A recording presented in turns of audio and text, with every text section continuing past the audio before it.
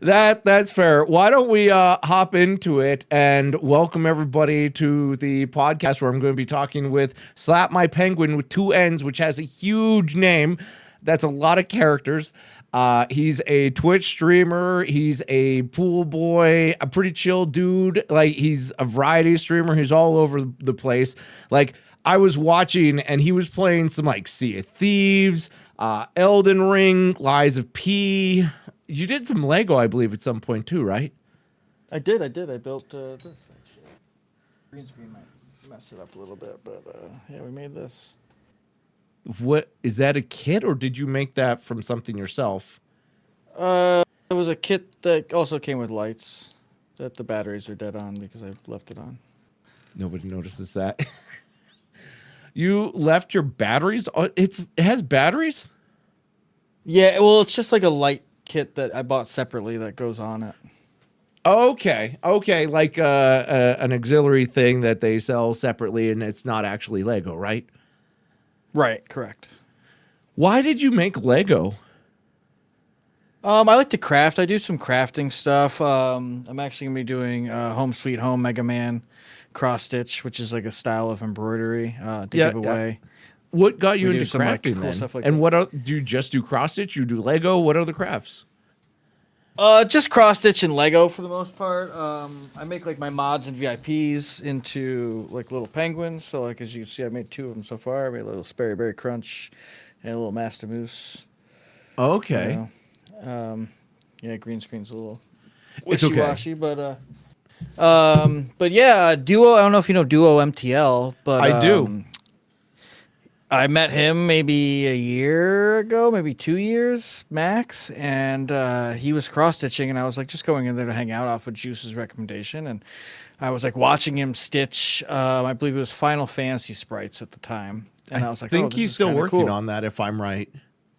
Oh, he's done the Chrono Trigger, and now he just finished that, so now he's on another one. Yes, you're next. right. But I got so enthralled into it, and I was like, this is actually like relaxing and stuff like that. And I was like, I wonder if I could do this. And so I was like, fuck it, let's like try. And so like I bought like a little beginner's kit for kids and did like superheroes. And I was like, wow, this is relaxing and kind of like stress relieving. What superheroes though? Chill. Dude, it was a really bad kit. It came with Thor. It came with Batman, which why is Thor and Batman in the same kit? Yeah, they're different universes. Captain America and Spider-Man. Okay. Interesting. Oh, and Superman. There was 5 of them. I forgot. Oh, of Superman course. was in there too. So you got into cross stitching because of Duo, and you met Duo because of Juice. Correct. Yep. Okay, what a weird way to start this conversation, but we'll jump into it. Naturally, you're part of the Juice Bar. How did you join the Juice Bar? Surprisingly enough, Juice hit partner, and then he started up a team, like, not shortly after, but, a month or so after, and he invited 2 of, like, my close friends, and I was like, oh, shit, he's, like, inviting all these people. I'm like, that's awesome. I was like, dude, I'm a big fan, and then all of a sudden I got a message that night and I was like, oh, what the hell? Juice. He's like, yo, you come around, you're here all the time in my channel. You're always chatting with people, always saying hello. He's been like in my top 5 Twitch, as people I follow for the last 3 years. And he was just like, hey, do you want to be part of the team? And I wasn't a part of a team, but I was trying to be a part of a different team. And they kind of bullied me and took advantage of me, and it was kind of a bad experience. Yeah. So I thought about it, but knowing Juice for as long as I have, and some of the people that he already invited, I felt very comfortable and just kind of jumped in, and it's been one of the best things I've ever done. Like all the people I've met there, literally everybody in the Juice Bar. There's so many different kinds of streamers, from like cozy, wholesome to degenerate and anything in between. There's a lot of degenerates on that team, I tell you what. yeah. But they're all good. Like they're all good people. And that's one thing that's something he's done, and I don't even think he's realized, is that he's created this team of all these amazing people of all these different genres that just, depending on what you're looking for on a given day, you can go to the Juice Bar stream team and find someone that's doing something that you're interested in, and I think that's pretty cool. You're not wrong. I've been finding the team has been rather large, and there's people that are coming back from like personal issues, coming back to streaming, all that sort of stuff as well. And I personally don't have enough time to meet and get to know everybody. But naturally, I'm glad that you were able to make time for this podcast, because I'm trying to get to know as many people as possible. And frankly, I'm honored that you were willing to come on. So thank you again. So with that, you mentioned that you had a bad experience with the Twitch team. I've had two myself, but I'm curious about your previous experiences with the Twitch team. You mentioned it was not a good time. Like, was it full of drama? Like, what was the deal there? I would just say, to put it simply and to not put a target on anyone, because I don't think the stream leader is the problem necessarily. I think it was just the cause of all the people that are a part of it.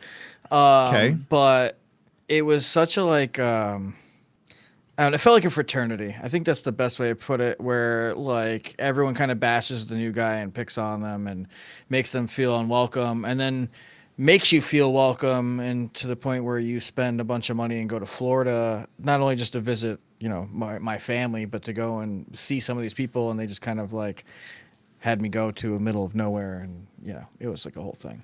Huh. They made you travel? Well, like I said, I was going to Florida anyway to see my Yeah. sister. And so I had talked to a few people in the team that live in that area, and they're like, "Oh yeah, let's all meet up. We're going to meet up here at this place." And then like 30 minutes before, on the day of, I was like, "Yeah, I'm going to meet over there." They're like, "Yeah, we're going over there." And I'm going over there. The place is closed. It's like this like just thrown down spot, everything like that. And then like I popped into a stream later, and they're just like laughing about it and stuff. And I'm like, "Really?"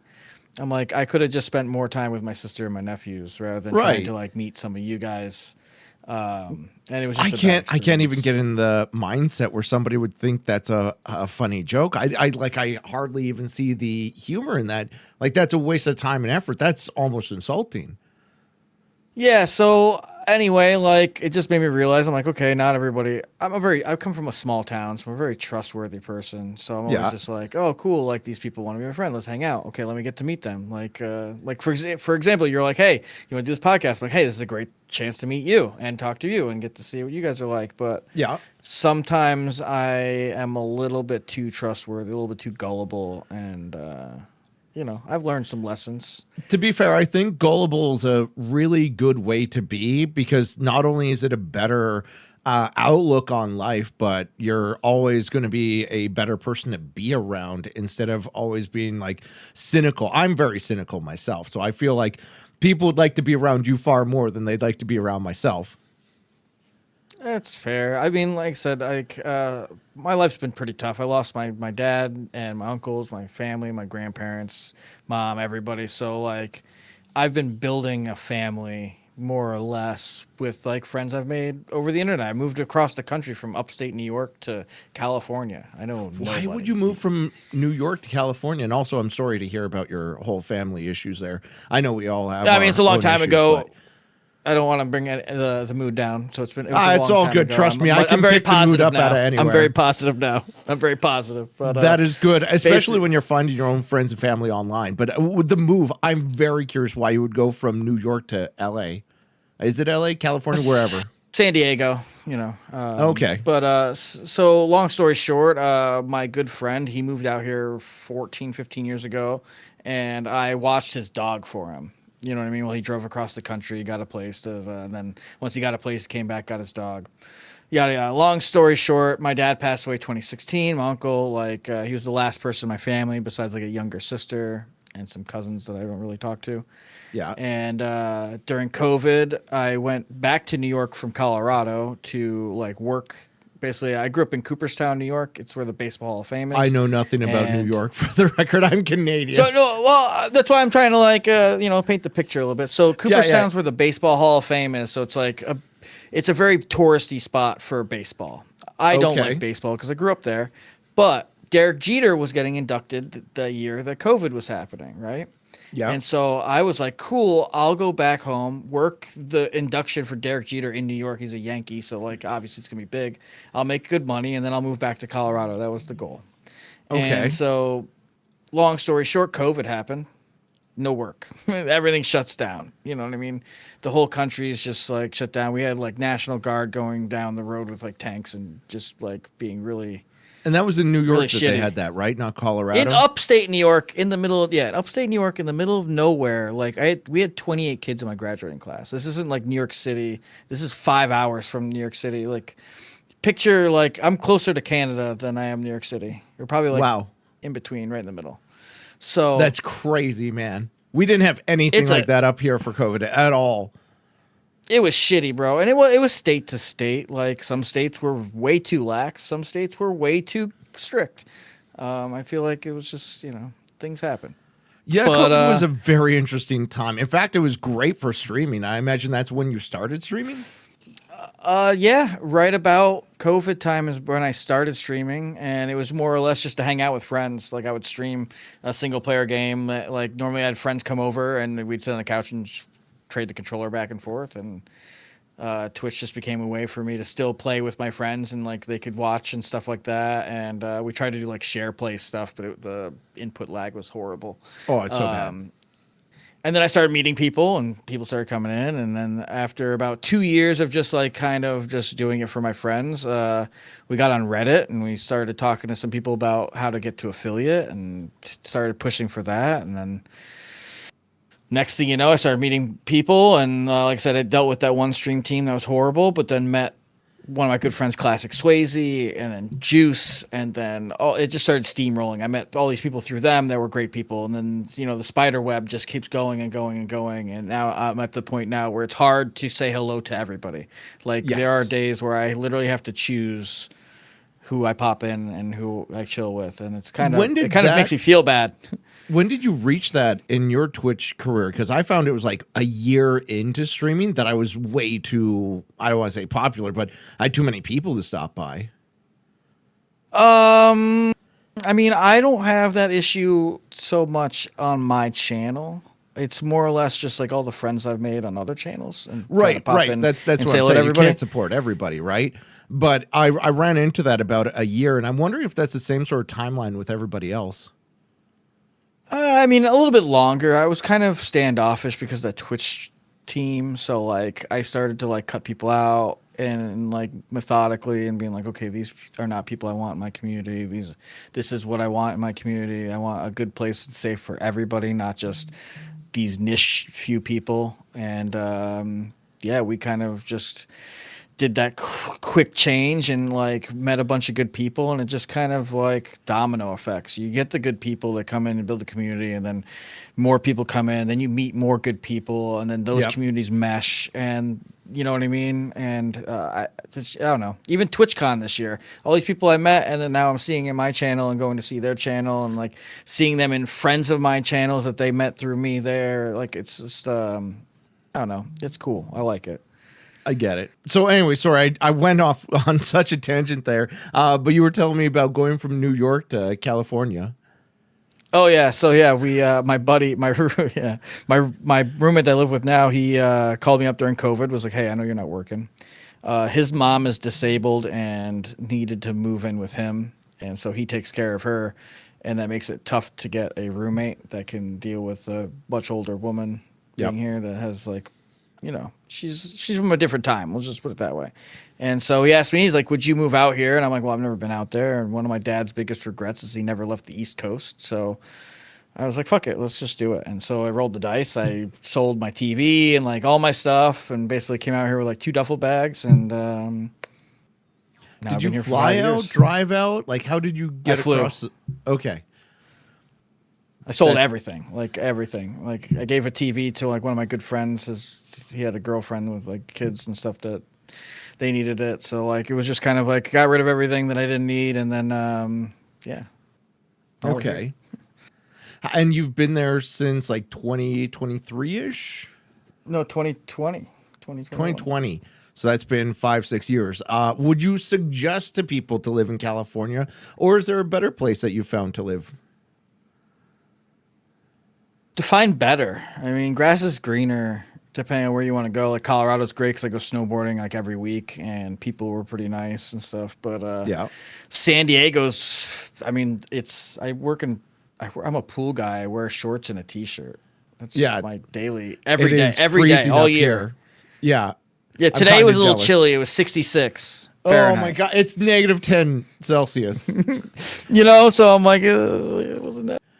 But I actually really like Calgary. It's got the mountains, it's got deserts, dinosaurs. We've got everything that we could ever imagine. Like, I'm in the middle of all the different biomes, I like to call it. And it's a fantastic city. I don't think I'd live in a different city. And if I did, it would be Quebec City, which is basically French Calgary. But I'm just curious from your perspective if you would live somewhere else or if there's been a good city that treated you well, or I don't know. If you Sure, ever I'd thought bounce about it. around. I'd go pretty much anywhere, I guess. If I ended up in Calgary, it would just be for goalie fights, just to watch the Calgary Edmonton fights. That's all I would really move up there for. I like hockey, and so Okay. that would be like, I think Canada would be like, I'd have to live somewhere where there's a hockey team, Montreal, the Canadiens, something like that. But I would really So like some teams with a good rivalry, so I can watch like some good hockey tell me you're games. not an Islanders fan and you're probably No. more of an Avalanche.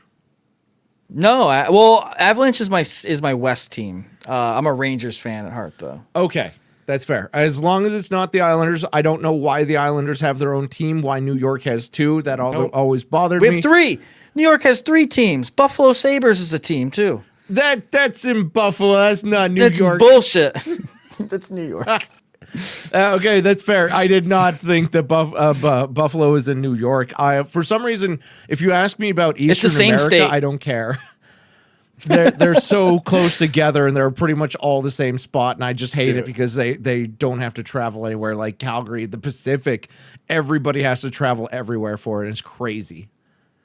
Yeah, I hate the East Coast, to be honest. I won't go back there. Oh, let's just say this. Like, I don't know where I would end up. There's a lot of places I would like, but I could tell you this. I'll never end back up in New York or the Northeast. Really? Ever. I'm curious, was there something terrible about it? Was it just the atmosphere? It's more cooler where you are? People suck, man. And you don't realize that until you leave there. And then you don't realize there until you leave there a few times and go to different places. But you realize that everybody's just so freaking miserable. And you're miserable. I was miserable too. I hated it. You didn't see the sun. You get like 2 weeks of sunshine the whole year. And other than that, it's just gray skies and rain, or gray skies and snow, or gray skies and ice.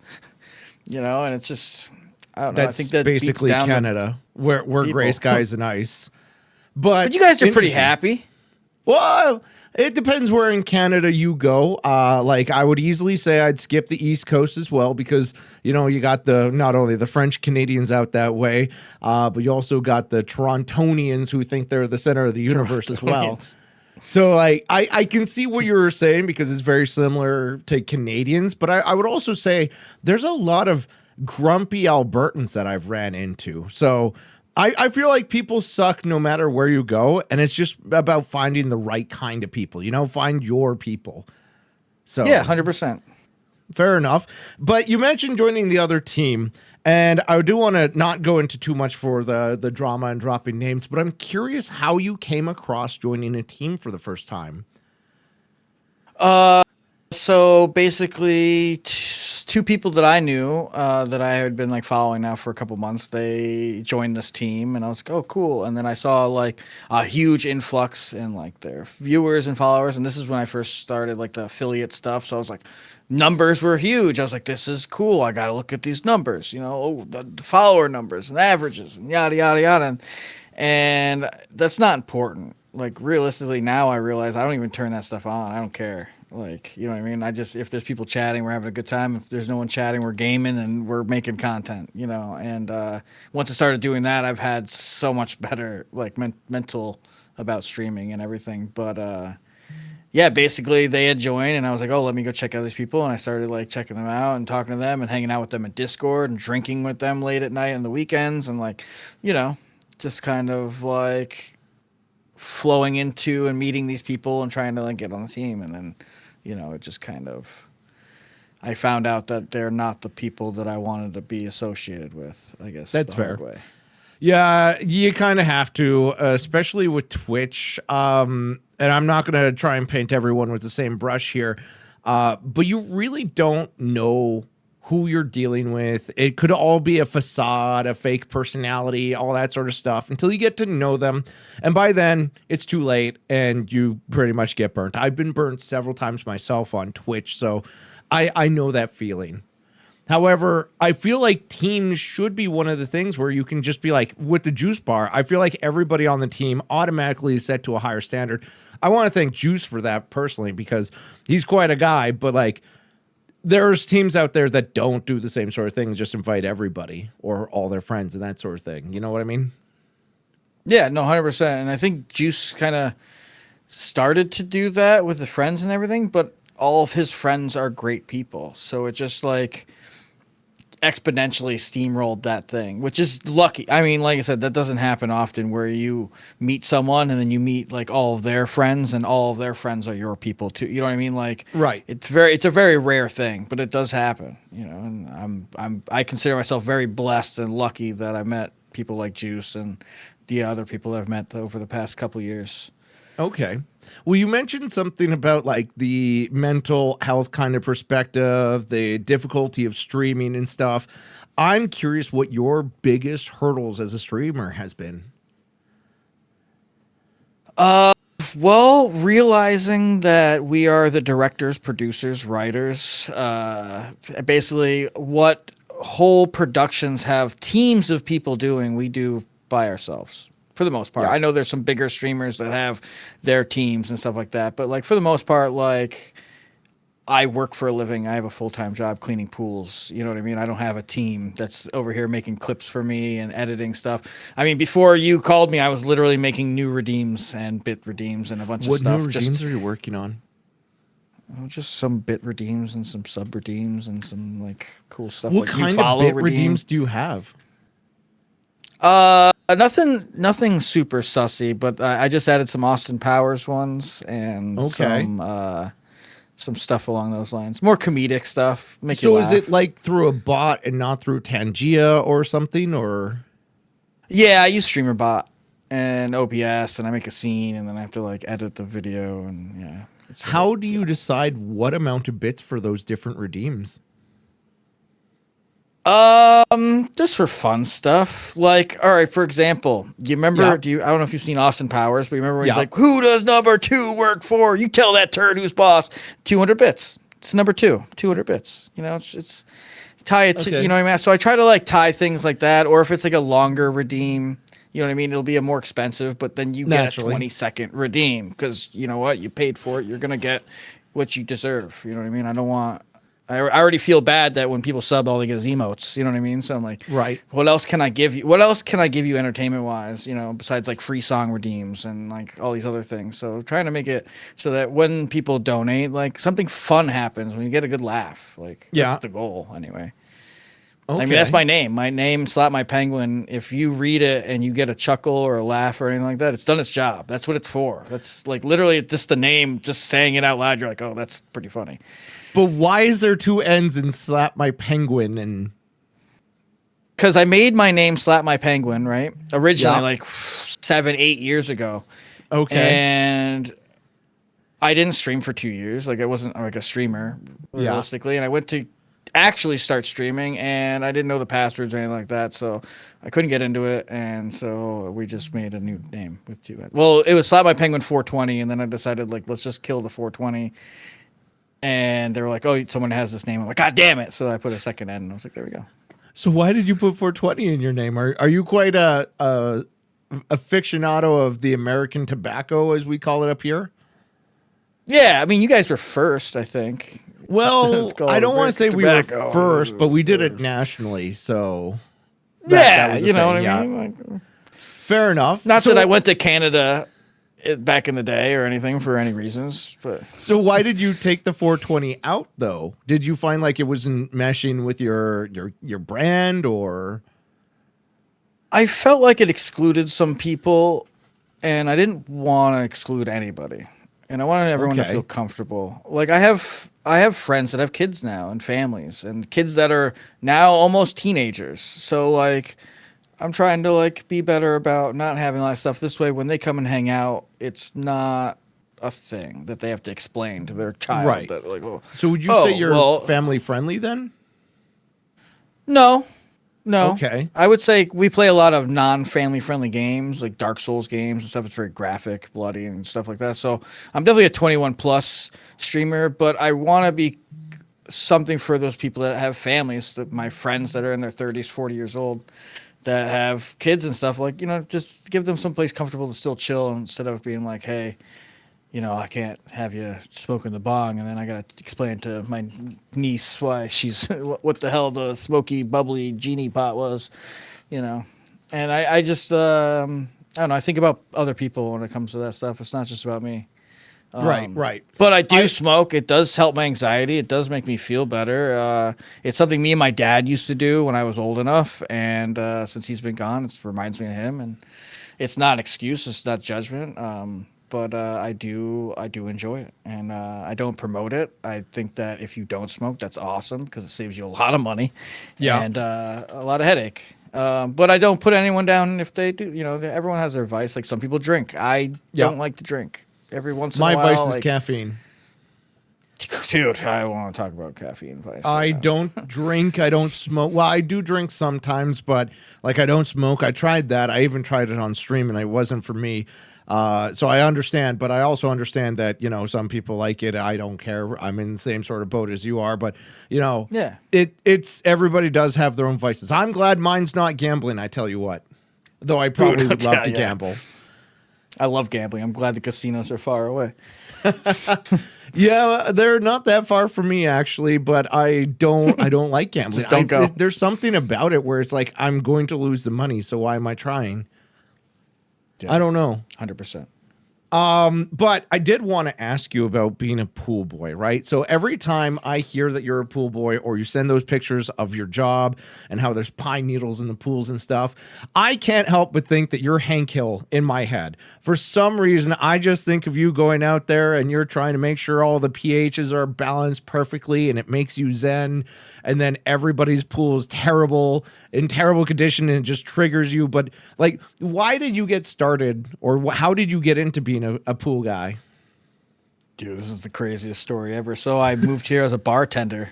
Right? Okay. And what's crazy about that is I was a kitchen guy before that. I was a chef. I worked my way from dishwasher to head chef over many years, right? And then I became a server because they make more money. And moved out here, was bartending, was bar managing for a place, and my current boss, the pool guy, was one of my regulars, and we bullshit, yada yada. And then every once in a while he'd need some help, so I'd be like, I need some extra cash, and I'd just go help him clean some pools. And it was just like really relaxing. You know what I mean? You have a net, you have a brush, you're just chilling. You know what I mean? There's some other shit that it goes down, but for the most part, that's what you're doing. And so I would do that for him. And then the place I was working for, they were kind of shitty. And so my boss knew someone that was opening up another restaurant and needed help. So he got me a job over there, for no reason, just for like, hey, I know you're having a bad time here. My buddy's opened a restaurant. Would you want to help him out? And, he'll pay you X amount. I'm like, perfect. So I helped him bartend for a while. His business was not going well at all. Unfortunately, the guy was a great guy, but that was part of the problem is he needed to kind of put his foot down and tell some of the employees to, do work. Like, I know you want to be everyone's friend as a boss, but you also have to be a boss and gain some kind of respect from that. And so unfortunately he fell apart, and my buddy he felt bad, and he's like, well, listen, the guy that's working for him is not working out. He's like, would I want to clean pools full time? I said, fuck it, why not? At least like just to try it out. And I've made more money now than I have ever in my entire life. I'm way happier. I'm not dealing with shitty bar people that I got punched in the face twice while working here in California as a bartender.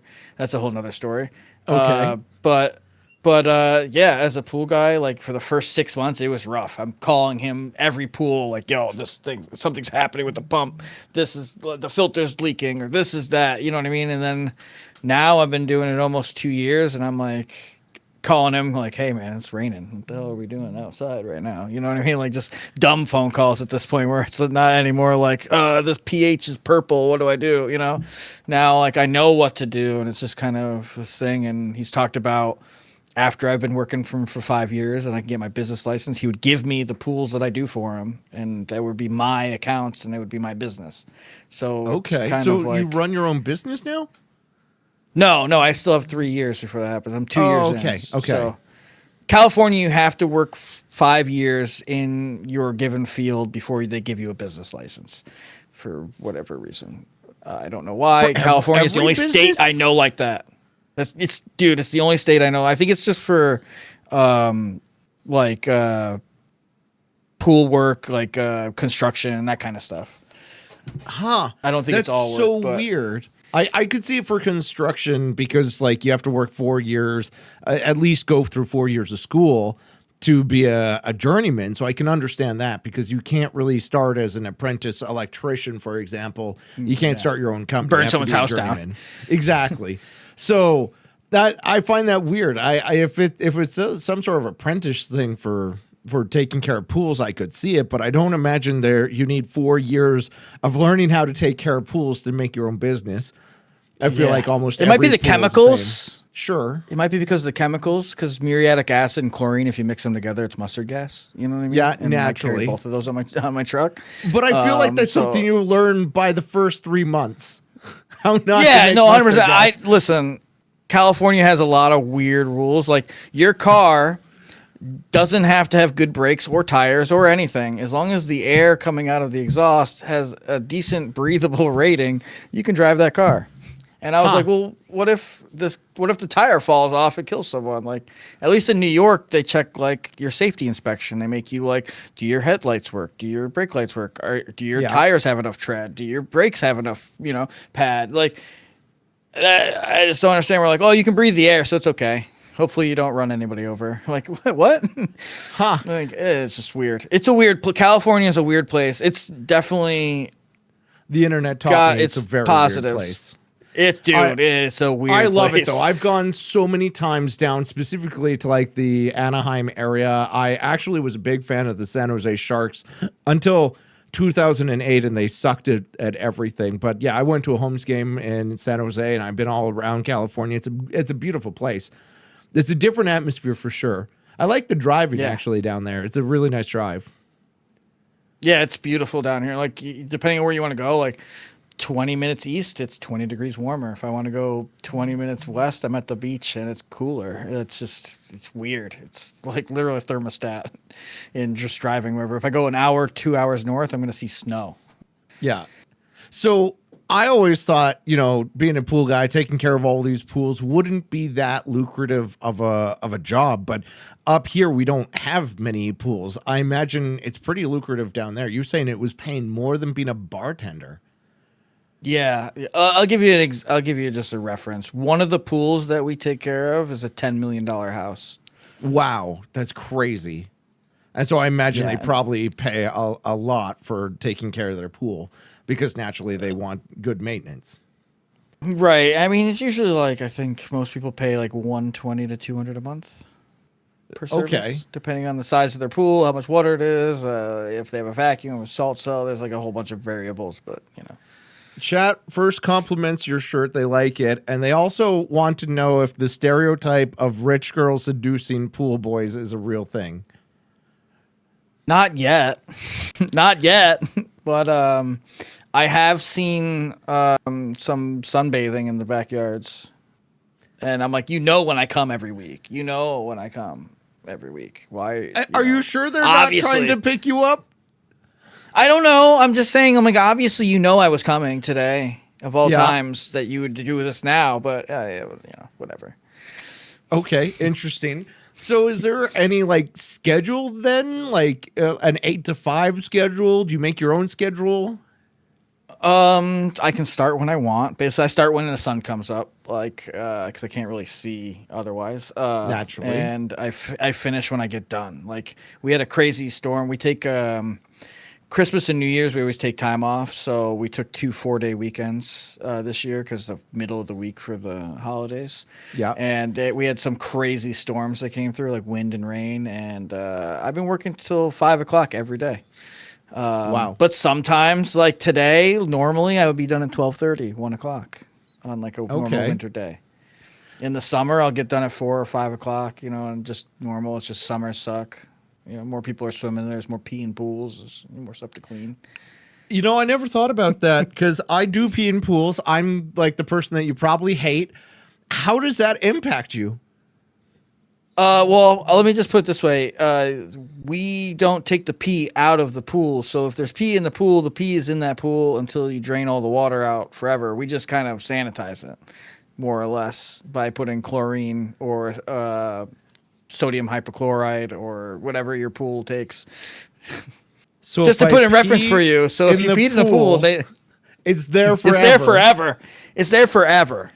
And if I pee enough, I can replace the water with my pee. It'll be sanitary, but it'll be sanitized, but it'll be pee. Huh. This doesn't make you feel comfortable about like when you pee in your pool. If you have a pool and you have guests come over, you can be like, if someone peed in there, it's there until I drain this pool and put brand new water. This gives me massive concern about public pools now. And that's probably going to change my perspective on going to public pools. But whew, boy, I did not think that one through, but that's okay. Interesting. So, what is the worst part about taking care of a pool? Two things. If your pool overflows and mud and stuff gets in there, that sucks. How does mud get into an overflowed pool? Well, if it overflows, eventually the water will go back down. Because evaporation and dirt and all that stuff is already mixed in with the water, and it ends up at the lowest point because water goes to least resistance.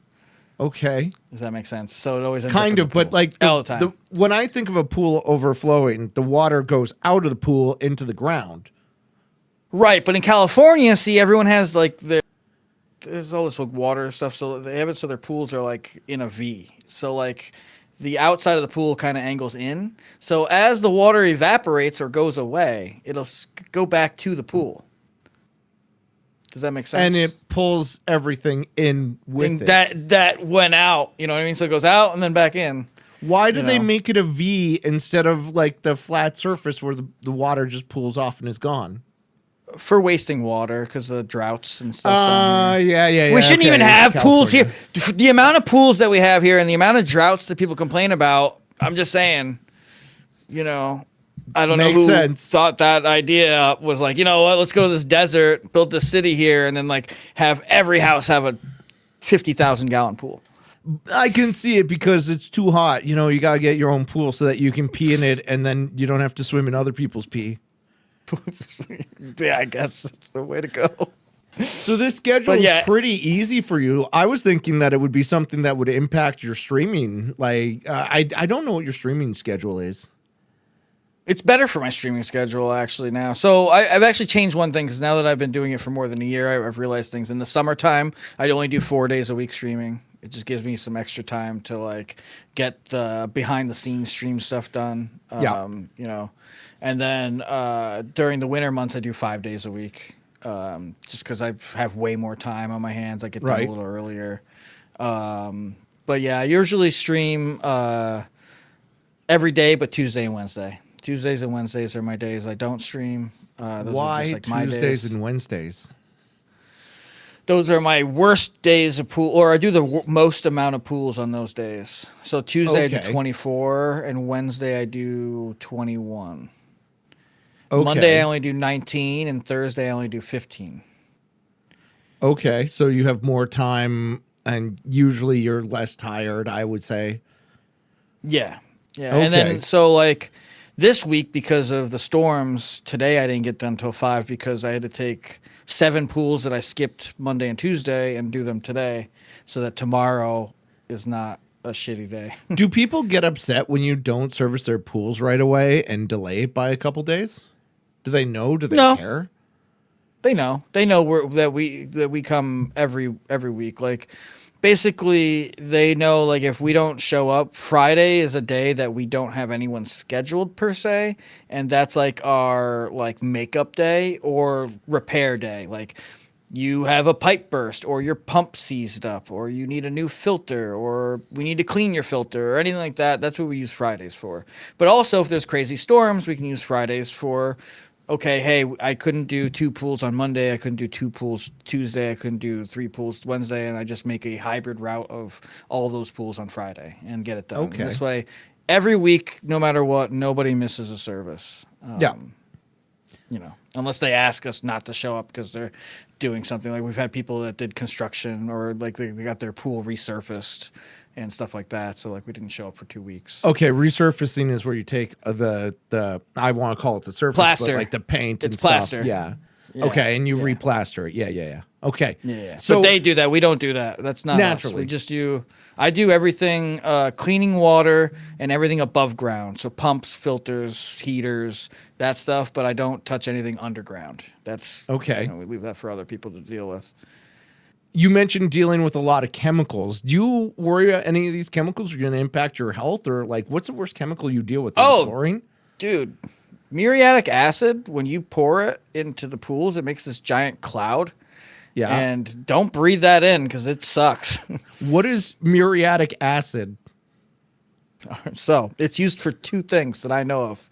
It's used to clean concrete driveways, and it's used to lower pH in pools. That's it. And it literally on the bottle, those are the 2 things it says it's for in 2 big paragraphs. There's nothing else. I've looked it up. I haven't seen any other uses for it. It's bad. It's bad stuff. Why would you use bad stuff to change the pH? That seems weird. That's just how you do it. That's just what you do. So for like a 50,000 gallon pool, I'm only putting like a quarter gallon of this stuff in. Max, usually, half a gallon max. It does no pool ever gets a whole gallon to 50,000 gallons. To put it in perspective, it's such a small amount when it comes to the pool. And basically, when your pH gets super high in a pool, it can start eating your skin. Have you ever gotten into a pool and felt kind of stingy? Like the water kind of felt stingy? No, I've never had to do that. My pools have only been like one when I was learning how to swim or whenever I go to a hotel. Well, if you ever go swimming in a random pool and you ever feel it's I don't want to say stingy, it's a kind of a hard word, but when it's like that pins and needles feeling that you get sometimes. Okay. You'll get that feeling from the water. That means the pH is super high and it's literally eating all the dead skin cells on the outside of your skin. And so it's a good thing. Shit. Yeah, if water feels sparkly, that's good. I like that. When the water feels sparkly, it's not good to stay in there for too long. And this pH is super high, so you want to lower it. But then if you lower the pH too much, then the water kind of feels like sticky. And that's like a whole nother feeling. And it's just like almost like when you get out, you feel more dry. When you dry off, like you have like a powder almost on you, almost feeling. Okay. This is so weird. That's another bad thing. I'm in a landlocked province that is frozen over half of the year, so I know nothing about these pools. I just sit and enjoy the pools when I go to hotels, and that's about it. Hotel pools are good, usually. Well, yes, no. Once a month, 2 months. It depends upon what they do with those pools, but yeah. There's one I went to that was doing a swimming lessons every day for 8 hours a day. With little kids, and there was a lot of floaty things at the end of the week, and I was just like, I don't want to swim in this. That's fair. Fair enough. Yeah, now that I know a lot about pools and cleaning, and because I take care of like almost 80 a week, I've seen so many different problems and things that like... What is the worst problem you've run into? Dead animals in the pool. What kind of dead animals are in the pool? Possums I've seen in pool. I've seen rats and moles and mice and stuff. And so they basically it gets really hot and they'll just jump in the pool. And I figure they just can't get out and they drown. But then their body starts to decompose under the water, and it's horrible to deal with. I don't even want to talk about it, to be honest. It's gross. Okay, that's fair. I imagine there's some procedures that you have to follow to get rid of an animal corpse down there or something. Yeah. It's a whole thing. Okay, so that's weird. I would have just thrown it in the trash or the compost, I guess, and called it a day. We have a green bin is what it's for. Is where the dead body. It's a compost, pretty much. Yeah. It's where I would toss my dead animals, my dead pets, I would say. My dead pets. I've done it before because I own birds, and birds only last 5-10 years. You don't bury your pets? You're gonna tell me to bury a tiny 20-gram bird? Yeah, bro, that's one shovel scoop. It's one scoop. Or I could put it out with the compost in the bin, and somebody can make plants or compost out of it, right? let me put this in perspective. I had a black lab, okay, huge dog, okay, almost 100-pound dog. Like this dog was huge. Okay, I buried the dog in my backyard when it was 18 years old and it died. Okay, and it was a hole. I had to dig a fucking trench of a hole to dig that. You have a bird, you have to dig like 2 scoops. Like literally, you take a spade, shovel, and just go scoop, and then pop, done, and then bury. Like literally, it would take you maybe a minute. Maybe it would take you longer to find the shovel. It's easier to get addicted or connected to a dog and value a dog more than it is to value a bird. I don't care how easy it is to bury a bird. I'm not going to make a grave or anything for a goddamn annoying little cheaper. If it was a dog, I totally understand. I would bury my own dog, right? I get this man treats birds like goldfish. This is horrible. The more you know. So you don't bury goldfish? The more you know. Why is it my fault for not burying a bird? Oh my god. I know I'm gonna carved get a lit fucking up for that. headstone. Oh, look at the ilex. I'm just saying, carved it out of stone. That's crazy. Out of stone. Yeah, but Ilex is a crazy bird person. I'm not a crazy bird person. I regret getting birds every day I have them. I would much rather have a dog. Do you have any animals now? I imagine not, because you're living with a roommate and their mother, right? Yeah, my roommate, he has a dog and he's never home, so it's kind of my dog. Oh, but it's his dog. He owns the dog. He bought the dog, paid for the dog. He buys the food for the dog. He does all that. I spend time with the dog. So okay, that's about where that goes. Actually, he's right there. Sleeping. I'm kind of jealous. I wish I had the kind of schedule you had, because I would love to have a dog. But because I'm out of the home for like 10 hours a day minimum, I didn't want to get a dog, because then I'd have to have it like crate trained, or I'd have to take it to doggy daycare. And so I got birds instead, because they can take care of themselves. But they're very annoying and they destroy everything. Everything. Yeah. Doesn't sound like they take care of themselves. They sound like cats, actually. They're more like 2-year-olds rather than cats. Takes care of themselves, destroys everything. Yeah, you're not wrong, actually. But I take it you're not in a relationship then, because you've had no commentary about having a girlfriend or a wife or anything of the sort. No. Okay, fair enough. So I only bring this up because I want to go down a conversation path that Juice and I had a conversation of, which is I was dating at the time, and Juice had the opinion that I should not go full Zam, as he called it, wherein you have to ease somebody into your personality to get them to like you, and you don't want to just put everything out on display. So I'm curious, where do you stand? Are you on Team Juice, where you like ease somebody into your personality, or are you on Team Zam, where it's like, here's my personality, take it or leave it?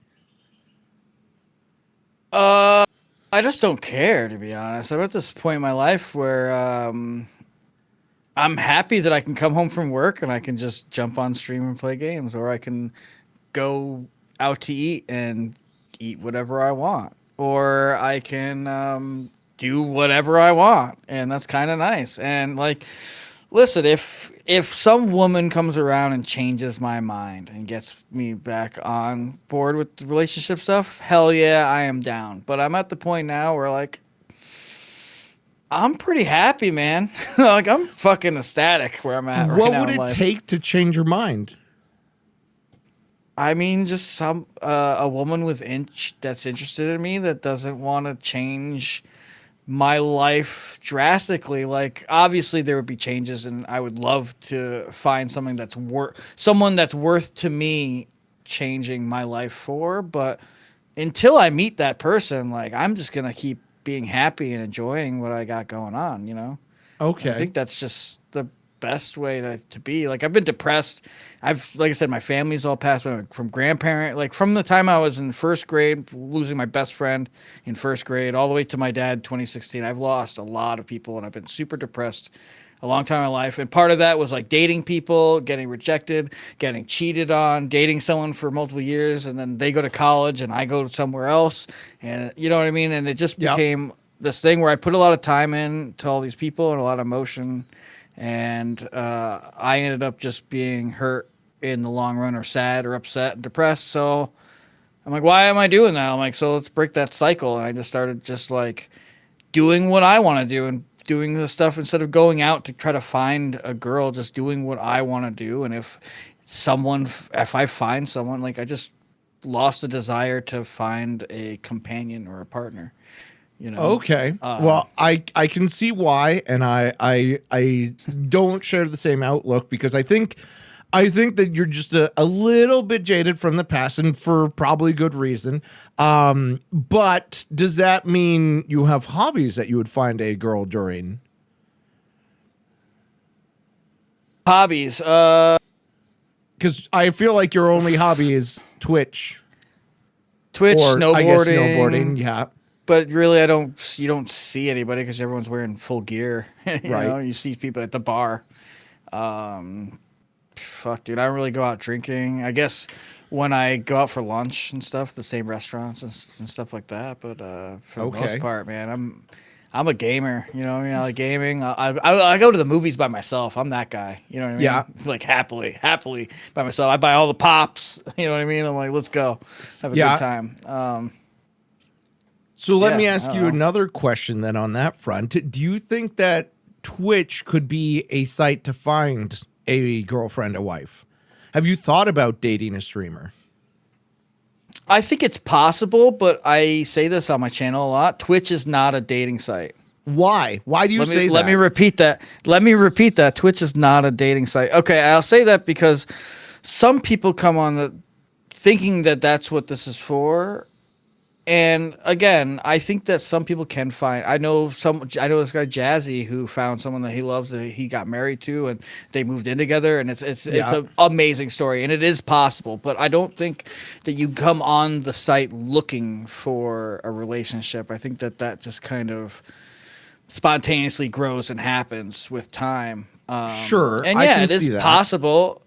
It is possible. I mean, dude, I've had women send me unsolicited pictures on Snapchat and had to like ban them, and it's a whole thing. So yeah.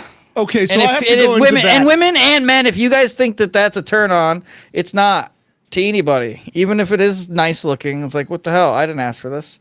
Yeah, but I have to go into that. Why are you putting people from Twitch onto your Snapchat? Really, just add me. I don't know.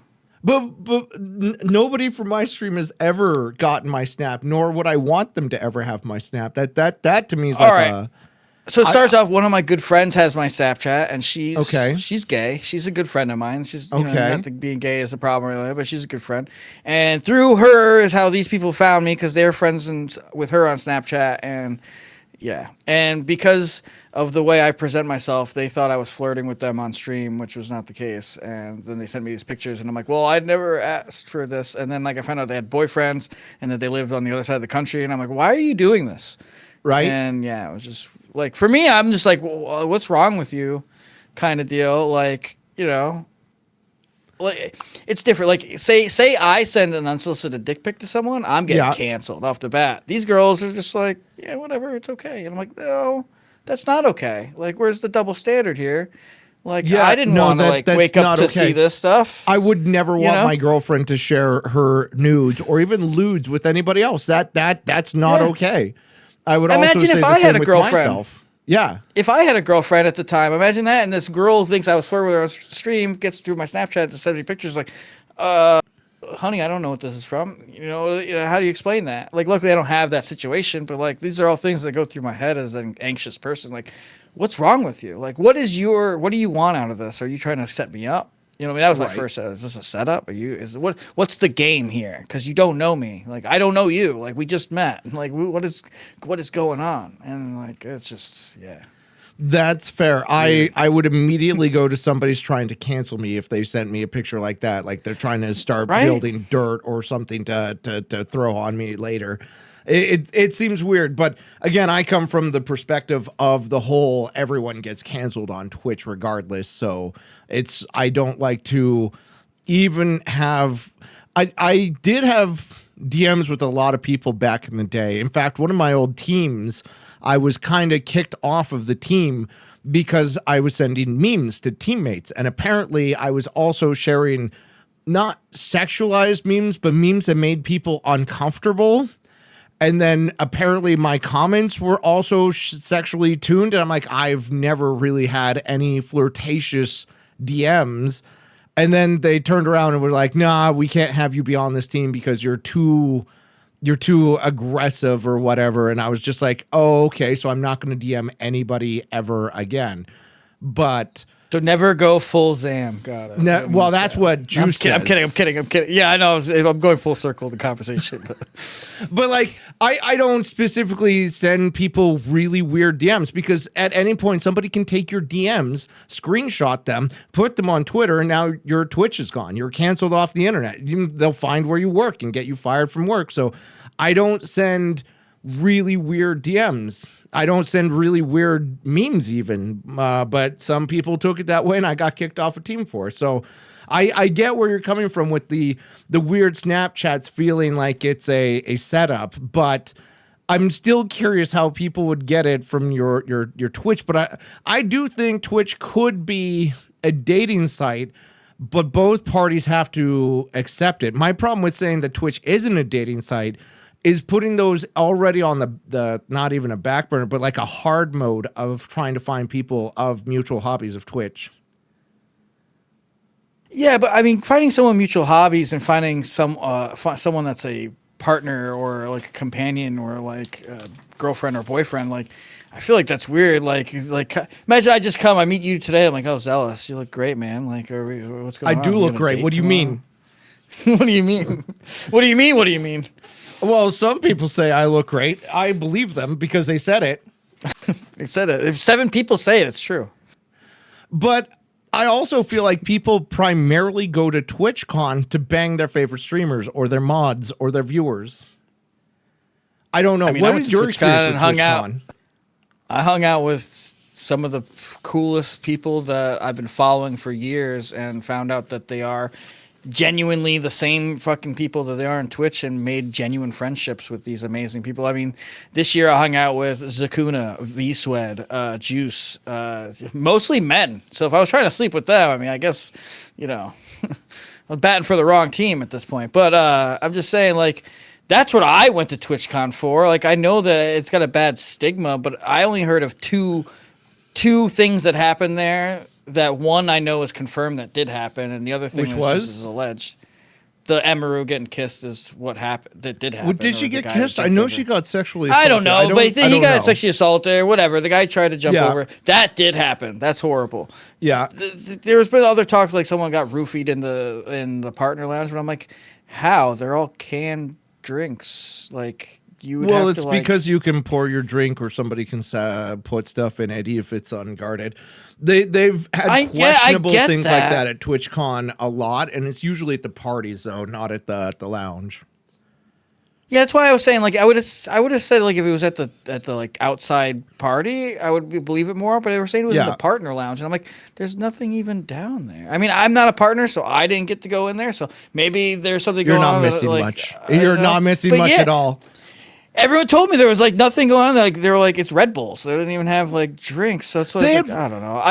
I went to Vegas and that was the first time I was a partner, and they didn't have anything good. They had like ginger ale and Pepsi and an open bowl of popcorn that people would put their hands into because there was no boxes or bags or anything. So it's like, I'm going to skip the popcorn, but thank you for the soda, I guess. But there was nothing really else. Yeah, there was horrible things that happened, but like for me and for the people, everyone I hung out with, no one had a bad experience between the women and the guys. I mean, there was like 50 to 60 of us at one point, just all like hanging out and shooting the shit at the parkade, having a great time. And I know we all had fun, and none of us were trying to bang each other, or at least like I didn't know about anyone trying to bang each other. So like, there's that, I guess. Maybe I'm just being really innocent and just didn't realize that there were people flirting with each other. But like for me, I'm just like, this is a good time. Okay. It was like a big party for me. Like it reminded me of like those big parties where you're hanging out with your friends and it's just like everyone is into the same shit. We're all into the same shit. We all get along based on that metric. And you've also hung out with each other online before. And so you know each other a lot better than just random strangers being like, hey, would you like to come over and play Crash Bandicoot? Yeah, exactly. Okay. And like I said, and meeting them and seeing how genuinely awesome and real they are, and real to who they are on Twitch, that there isn't a mask. Because I know a lot of Do you people wear a think mask. that's an important thing to be real and genuine on Twitch? I think it's important because people can see that. Because if you wear a mask, eventually there's going to be cracks in the mask. Eventually, Sure. no one's perfect. You know what I mean? And everyone's going to figure that out. You know what I mean? And so I feel like if you're just genuinely yourself, people are going to like you for you, and they're going to like you. They're going to follow you. They're going to hang out. And if they don't like you, they're not going to like you. And there's nothing wrong with them not liking you. You're not going to be everyone's cup of tea. And that's something I need to realize. And when people raid me, I say it. I'm like, listen, I know I'm not for everybody, but if you love hanging out here and you like the vibe, send a follow. If you don't, I'm not going to be offended. If you still want to come here and play games with us, but you don't want to follow, I will not be offended. Come and hang out. Whatever you get out of this channel, whatever positiveness you can get out of it, that's what I'm here for. And if I'm not your vibe, that's 100% okay. I'm still gonna, if I like your content, I'm not gonna not come see you because you don't like my content. That's just stupid. You know what I mean? I actually find the content isn't really what I go for when I'm watching Twitch. It's usually just, is this good background noise? That's really my use of Twitch, is that I live alone aside from my birds, who are cheeping a lot right now. So it gets very quiet and I need that background conversation so I stay out of my head. And so naturally that's what I listen to. And if I can't listen to your stream while I'm doing other stuff, that's when I'm not there for it. So like, yeah, I've been 100%. Watching you for the past 3 weeks since you said that you were going to show up on the podcast. I'm like, okay, I got to find out about Penguinn now. So I'm sure you've seen me stopping around. And I got to say, I really enjoyed your streams, especially the restaurants, whatever that game was. That was good. Because it was very easy to listen to in the background. It's a good vibe. I'm not saying that your main monitor content, but you know, it's, I don't know about your opinion, but if I go to a stream and there's jump scares, I'm out. That's not something I want in the background while I'm doing things, is people screaming and screeching. What's your opinion on jump scares? I do have jump scares, but it's kind of because of a mistake I made early on, and I don't go back on stuff. So basically, I made a redeem where you can make any redeem as a redeem. It's expensive. It's a lot of channel points, but if you save up that many channel points, you can make a redeem. I can veto them, of course, and I have vetoed some, but like some of them are like, okay, yeah, sometimes I'll like veto something and someone will be like, well, so-and-so has something similar in this, and they appeal it, and I think about it, and I'm like, you know what? You're right. I'll allow it. And then, you know, we get stuff like, I have a gunshot scare alert, and it legit scares the shit out of me sometimes. Like, it's pretty good. It's quick. It's only a split second. But yeah. I know for a fact some other people other than me probably definitely go, oh, what the fuck? You know, when that happens. And same thing, Tangias, like people do like the fake door knock and stuff like that. See, the door knock's not that annoying. It's the very violent screeching, the bang would make me go, okay, I'm going to a different stream. It depends how frequent it is. Like there's some people that put that as such a low redeem though, where it just kind of gets spammed. So called out, poor Minty. Yeah, well, no, I have like an hour cooldown on them, and they're like 1,000 channel points. So like it can only happen once every hour, which is nice. Well, 1,000 channel points isn't that much. You watch a 4-hour stream, and you're getting like 4,000 channel points. Yeah, depends but if you're subbed, I should say, actually. In a whole week worth of streams, I might get 2 gunshot scares. So I don't think that the demand is there to raise the points more than 1,000, if that makes sense. And that's kind of how I do my channel point redeems. If there's a lot of demand for something and it's kind of getting annoying because it's getting spammed, I'll just raise the price. Like, yeah, waste your points. Go ahead. You know what I mean? And eventually it'll stop being spammed. You'll find that channel point number where they're like, yeah, I'm only going to do this once in a while now. Well, that kind of ruins one of the topics that chat loves. They love this segment where I ask you what the biggest thing you regret involving in your stream was, and it sounds like the redeem for redeem is your answer. It's not my biggest regret. Okay, what's your biggest regret that you've added to stream, like channel point? That I added to stream, and then I had to remove because I just don't have room in my room. So I had an exercise bike behind my chair here, Okay. and it just barely fits between the wall and my chair, and so I'd have to Yeah. sit like really close up to the other perk. And so anytime there was a hype train, I would poof the green screen behind the bike, and I would hop on the exercise bike and play whatever game or do whatever I was doing while on the exercise bike until the hype train ended. So why was Which is that a great. bad idea? I just don't have room. I don't have this, like, my room is so small that I'm in. Like, I stream out of my bedroom because I have roommates. So it's like I have my bed, and then I have like my TV, and then I have like my PC and my huge desk, and then I have 3 doors. There's a closet, and then 2 doors that go to a hallway, and then the front door, and then I have windows behind me. And so like it just got to the point where I just had no space in my room anymore because I kept adding all this stuff, and I regrettably had to like remove it. And my biggest regret isn't that I added it, it's that I had to remove it because I actually enjoyed it. I actually really enjoyed it. It was fun for me. Why not just get rid of your bed? Yeah, because you don't need to sleep. You can sleep in a chair. I do all the time at work. No, I mean, bro, I'm almost 40, bro. Sleeping chair days are over. That's fair. That's fair. So, and I have a physically demanding job, so like I really need to fair. Make sure like I rest my back and my shoulder mostly. Which shoulder? Was it right? Right shoulder, yeah. Okay, mine's the left, but it's not because of work. It's because I sit in a chair and I like to brace myself on my left arm myself. Yeah, I don't know if you noticed, I've been doing this all like while I do too, but I crop it out so nobody sees me because I feel like it comes off as like very aggressive to have your arm on your leg. But I feel like most guys do something like that unless they've like good arms on their chair or they're doing the evil pose, you know. I feel like most guys rest their arm on their leg in some way. I like this one too. This one, you know, the behind the head. Yeah, but when I'm doing that, I'm usually holding something behind my neck, like a chair or something. But that's fair. You don't gangster lean when you're gaming?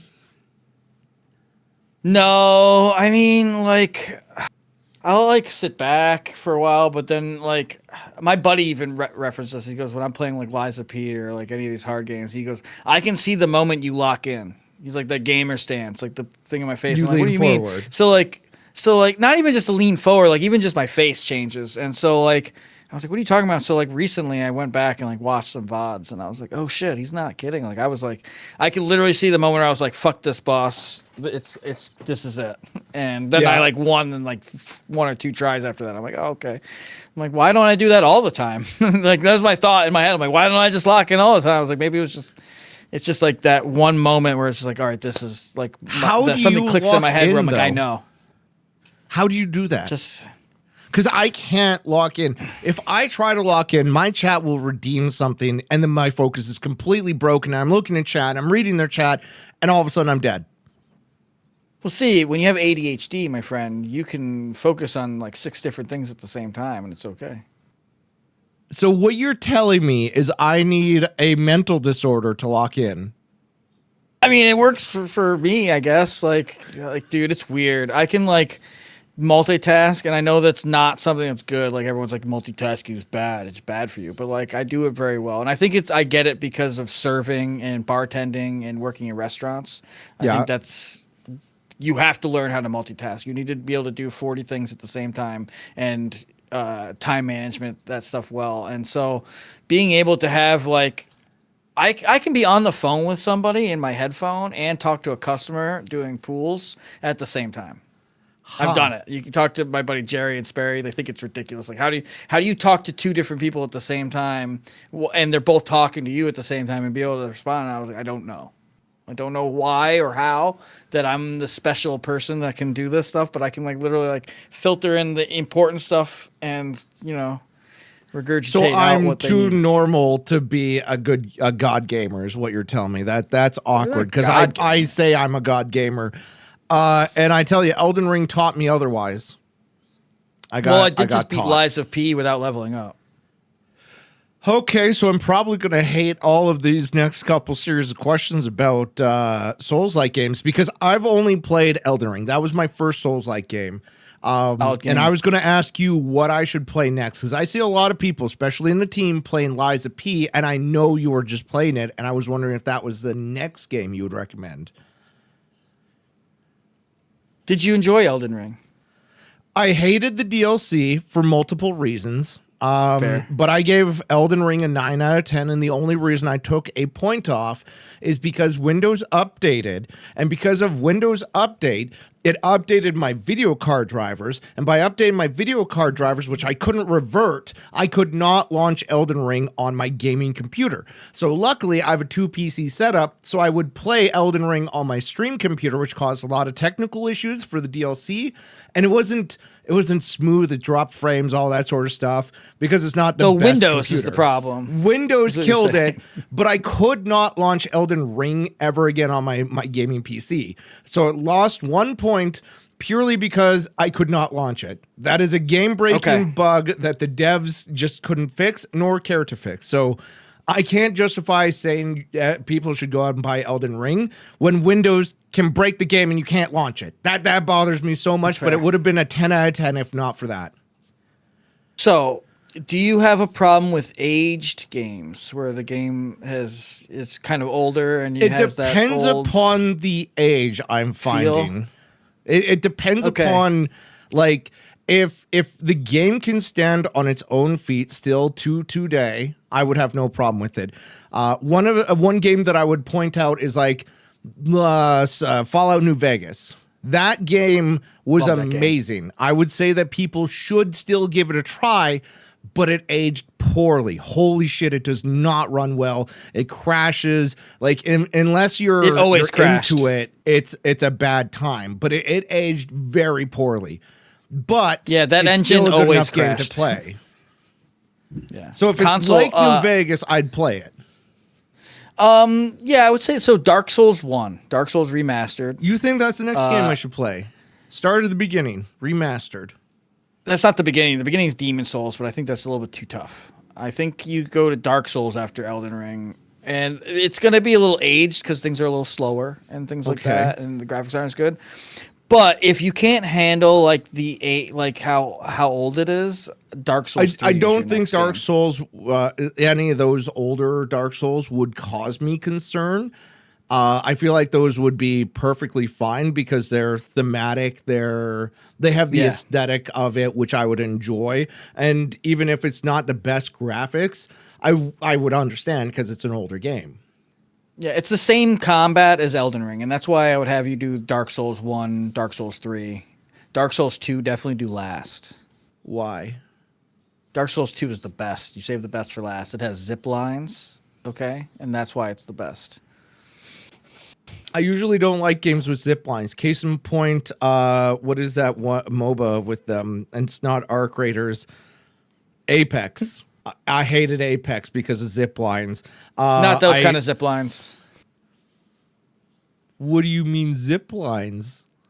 You'll have to wait and play the game and find out. No. You go wait, on and you hang on. zip. It gets better. It gets better. You can power stance in the game, which the only other game you can power stance in is Elden Ring, which is when you hold two of the same type of weapon and you can attack with both of them at the same time. Dark Souls 2 is the only game that you can do that in. Other than I Elden never Ring. use two weapons. That's stupid. Use one big weapon. But if you use two big weapons, so if you have a giant club, right? But imagine if you had two giant clubs. Now you can hit them with two. One. No, two. Two is double damage. You two-handed it for the extra damage, and you jump attack. No, I'm telling you, you jump attack, double two clubs, it's double damage. Okay, maybe. It's called power stancing. I'll probably stick to one big weapon because that's what I stick to. I like the big What's weapon. cool too is if you have two clubs and you do that and you hit L1 for your attack, you actually like do combos with both of them and smack. L1. That was block or parry. Not when you're using two of the same weapon though. It becomes a power stance. And so basically when you jump and hit L1, you'll come down with both clubs at the same time and do double damage rather than coming up and doing like an R2 and hitting with just your right hand. You hit with both hands. Not a lot of people know about power stancing because you didn't play Dark Souls 2. But had you played Dark Souls 2, you would have known about power stancing. And I would not have probably used it because easier time. Early in the game, I found a giant axe, and I used that all the way to Millennia, Queen of Miquella, or whatever, the Blade of Miquella. That's when I really learned Elden Ring. Fair. What was your favorite part of Elden Ring? Favorite part, as in like boss just or part section or boss zone? or What really stuck out to you for that game? well, I hate open world personally. I prefer Dark Souls because they're a little bit more linear. Okay. But what I did like about Elden Ring is it had that Metroidvania-esque look at this thing. You can't really do anything with this right now, but if you go and get these items that they don't tell you, but if you figure that out and come back, it does this. And it has a lot of that. A lot. And I think that that's just cool. Like, I've played over 800 hours of that game, and I still have not seen everything. I would have if it would actually play on my gaming computer, but because I had to play it on my streaming computer, I got very upset at running the game and never went back to it. Because that would be something that I would want to go back. I wanted to go back and do like a magic run through, but because it doesn't run well on my streaming computer, I was like, I don't want to do it anymore. It really randomizers are fun too. Yeah, I would absolutely love that. However, one of the main points I argued about with the DLC is that they got a lot more cryptic with those Metrovania things, even to the point where like they broke their own rules of the game that they taught me, which was the dungeon areas. One of the dungeons that you kill the boss, and usually in the main game you kill the boss, you're done, you leave, you go on to the next thing. But in the DLC you kill a boss and there's a giant door that leads to the next area. I would have missed that door had chat not told me there was a giant door. I killed the boss and I was ready to move on, and I would have That's in the main lost game my too. mind. No, there was no door that I was locked behind. No, so in the main game there are bosses, there are dungeons with multiple bosses. There are also dungeons with walkthroughs that bring you to other islands and things that you could see in the distance that you don't but it think wasn't you can get to, part but of the progression was the thing. The progression was locked behind finding that door in that one specific dungeon. Oh no, you don't have no. So that's one thing too. Is progression is never locked in Elden Ring. You can literally. Well, in the DLC, I had to do that dungeon, go through that door. Not necessarily. I mean, depending on what door, but you could use because it led out of Millennia's waterfowl to get around a lot of stuff and basically fly around. I never used area. waterfowl. I used sword dance. I know. I'm just saying there are ways to skip things. Also, waterfowl was such a bullshit move. I'm sorry. I absolutely hated that. That was the bane of my existence. I died over 1,000 times to Millennia because of that waterfowl, and I kept trying to bash my head against it because I hated having to back out of it and wait for it and play slow. It killed me inside. I don't like playing slow. I'm very greedy, and she punished me severely with that waterfowl time and time again. Well, if anyone needs to learn how to dodge waterfowl while you're close to her and you cannot get far enough away, all you have to do is unlock from her, get rid of auto lock, run around her to her backside, and then dodge forward and backwards, and then left, and then that's it.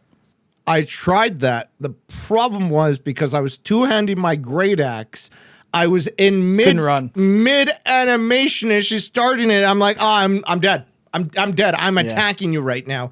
Because when you hit her, she could go straight into that animation, but I'm used to like 1, 2, like you get maybe a third attack in, but I could get 2 in really quickly, but that second attack, she's waterfowling now. And that killed me so many times because I'm greedy and I know the pattern. And I'm like, I can attack you twice. Also, frost pots will take her out of waterfowl. Yeah, I wasn't a big fan of using pots or anything like that. I just wanted to use me neither. I don't, but big axe goes bonk. I watched my buddy no-hit Millennia, and I almost cried because I'm like, it's that easy? I'm like, really? I'm like, I hate you. Yeah. I literally hate watching him fight that boss because he does it hitless. And I'm like, so you're saying do Dark Souls 1? Yeah, I think that Dark Souls 1 is a good one to go back to. It's a little bit more linear. It's a lot of fun. It kind of teaches you, it brings everything to basics. There aren't as many like crazy things to have to learn. And basically because you've done Elden Ring, you know a lot of the things to expect to go in for puzzles, doors, things like that. Because I was thinking Sekiro or Lies of P. So those games are vastly different games than Elden Ring. Okay. And I'll tell you, so they're parry heavy. So which I didn't learn how to parry until the final Radon It's a different fight. kind of parry, though. That's the only way I was able to kill Radon was by parrying, and that was way too easy. What's worse is I was using the wrong shield. I thought big shield, big parry. Apparently, people had to tell me otherwise. That small shield, bigger parry.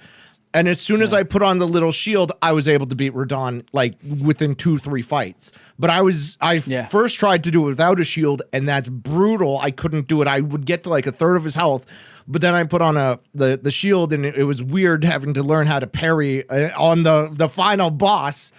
Yeah, so I feel like I could parry in Sekiro. I feel like if I know the game's about parrying, I could do it a lot better. Yeah, it's like Stellar Blade. I don't know if you ever played that or never played it. I don't think I have it on my list of games to play, primarily because it seems like such a weird game. Yeah, I skipped it at first because I thought it was just a Gooner game, but then I got it. And it was my opinion. It's actually a very, very good game. Like what kind of game is it? You take the female protagonist in and put a guy or a robot or anything in there. It's a Isn't she a robot? Yeah. But I'm just saying, like, you take the sexualization out of it, and it's an amazing game still. Like, you can take the all that stuff out, and it's still a good game. And I think that's why, like, originally I was skipping it because I didn't think that it was a good game. I thought it was just like, okay, they're just showing booba and ass, and maybe I should play it next then. It's good, and if you play that, then your progression from Stellar Blade is Lies of P, then Sekiro. In my eyes, because those are all very similar in their playstyle. They're all Souls-likes, where you die, you go back to a bonfire or a grace or whatever, and you can lose your runes, you go back and get them, your souls or whatever they call them in their respective games. Ergo, and Stellar Blade, I wouldn't say is easiest, but it definitely takes a lot of the RPG out, where you're just putting in perks and stuff. So it basically takes a lot of the, I gotta put 5 points into strength. I forgot to put health in and stuff like that. And so you're not worried about that. You're worried about playing the game for mechanics and blocking and parrying and learning all that. Whereas then you go to Lies of P, that's like your next upgrade, where you're actually gotta go into motivity, which is strength, or dexterity or whatever you want to level up, and you have to like create these builds and these weapons, and it becomes the next evolution. And then Sekiro takes all that back away and it puts you back into learning mechanics, but on such a high level. The last boss that you fight or can fight has 4 health bars, and he can kill you. That's a lot of health bars. He can kill you in like 2 hits in any of them. And he has a gun, and you don't have a gun. So, yeah. It's just, That just sounds like I'll bullshit. just put it that way. It is bullshit. I have a fight on YouTube. It's over 15 minutes for the whole fight. Okay. And that's just the one fight. That's not like the 10 hours prior of fighting him all day. That's just like the one I won. Right. I feel like that was my fight with Millennia was 15 minutes every time, because I was getting to the point where I was too chicken shit to go in because of waterfowl. Then I die to it in the second phase anyways. But anyways, that sounds like good plan. I do want to ask, your chat. What is the last game you did 100% playthrough? Like platinum? Yeah. Shit, dude. I don't know the last one. I did 3 games back to back to back. I did like a 36-hour stream. It was Returnal, Tunic, and Another Crab's Treasure. I don't remember which one I did last, though. And you 100%ed all 3 of those games within 36 hours? Yeah. Another Crab's Treasure, I had a lot of it done already. I just had to like go and do a playthrough for trophies. But the other 2, I started from the beginning, Returnal and Tunic. And then that's why I ended up streaming so long, is that Tunic, I beat the game and I only needed like a couple more trophies, and I knew how to get them. So I was like, we'll just do this real quick. And it wasn't real quick. And so are you a console gamer? You say trophies, I say achievements. I have both. I have a PC and a PS5 Pro and a Switch too.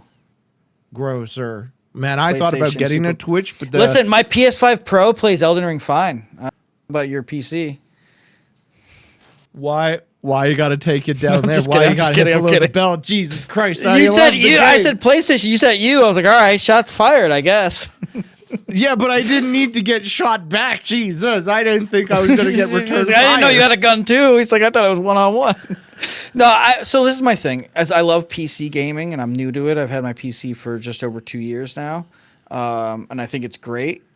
That said, my $1,200 PC can't play games that my PS5 can play. I could see and my that. PS5 was not $1,200.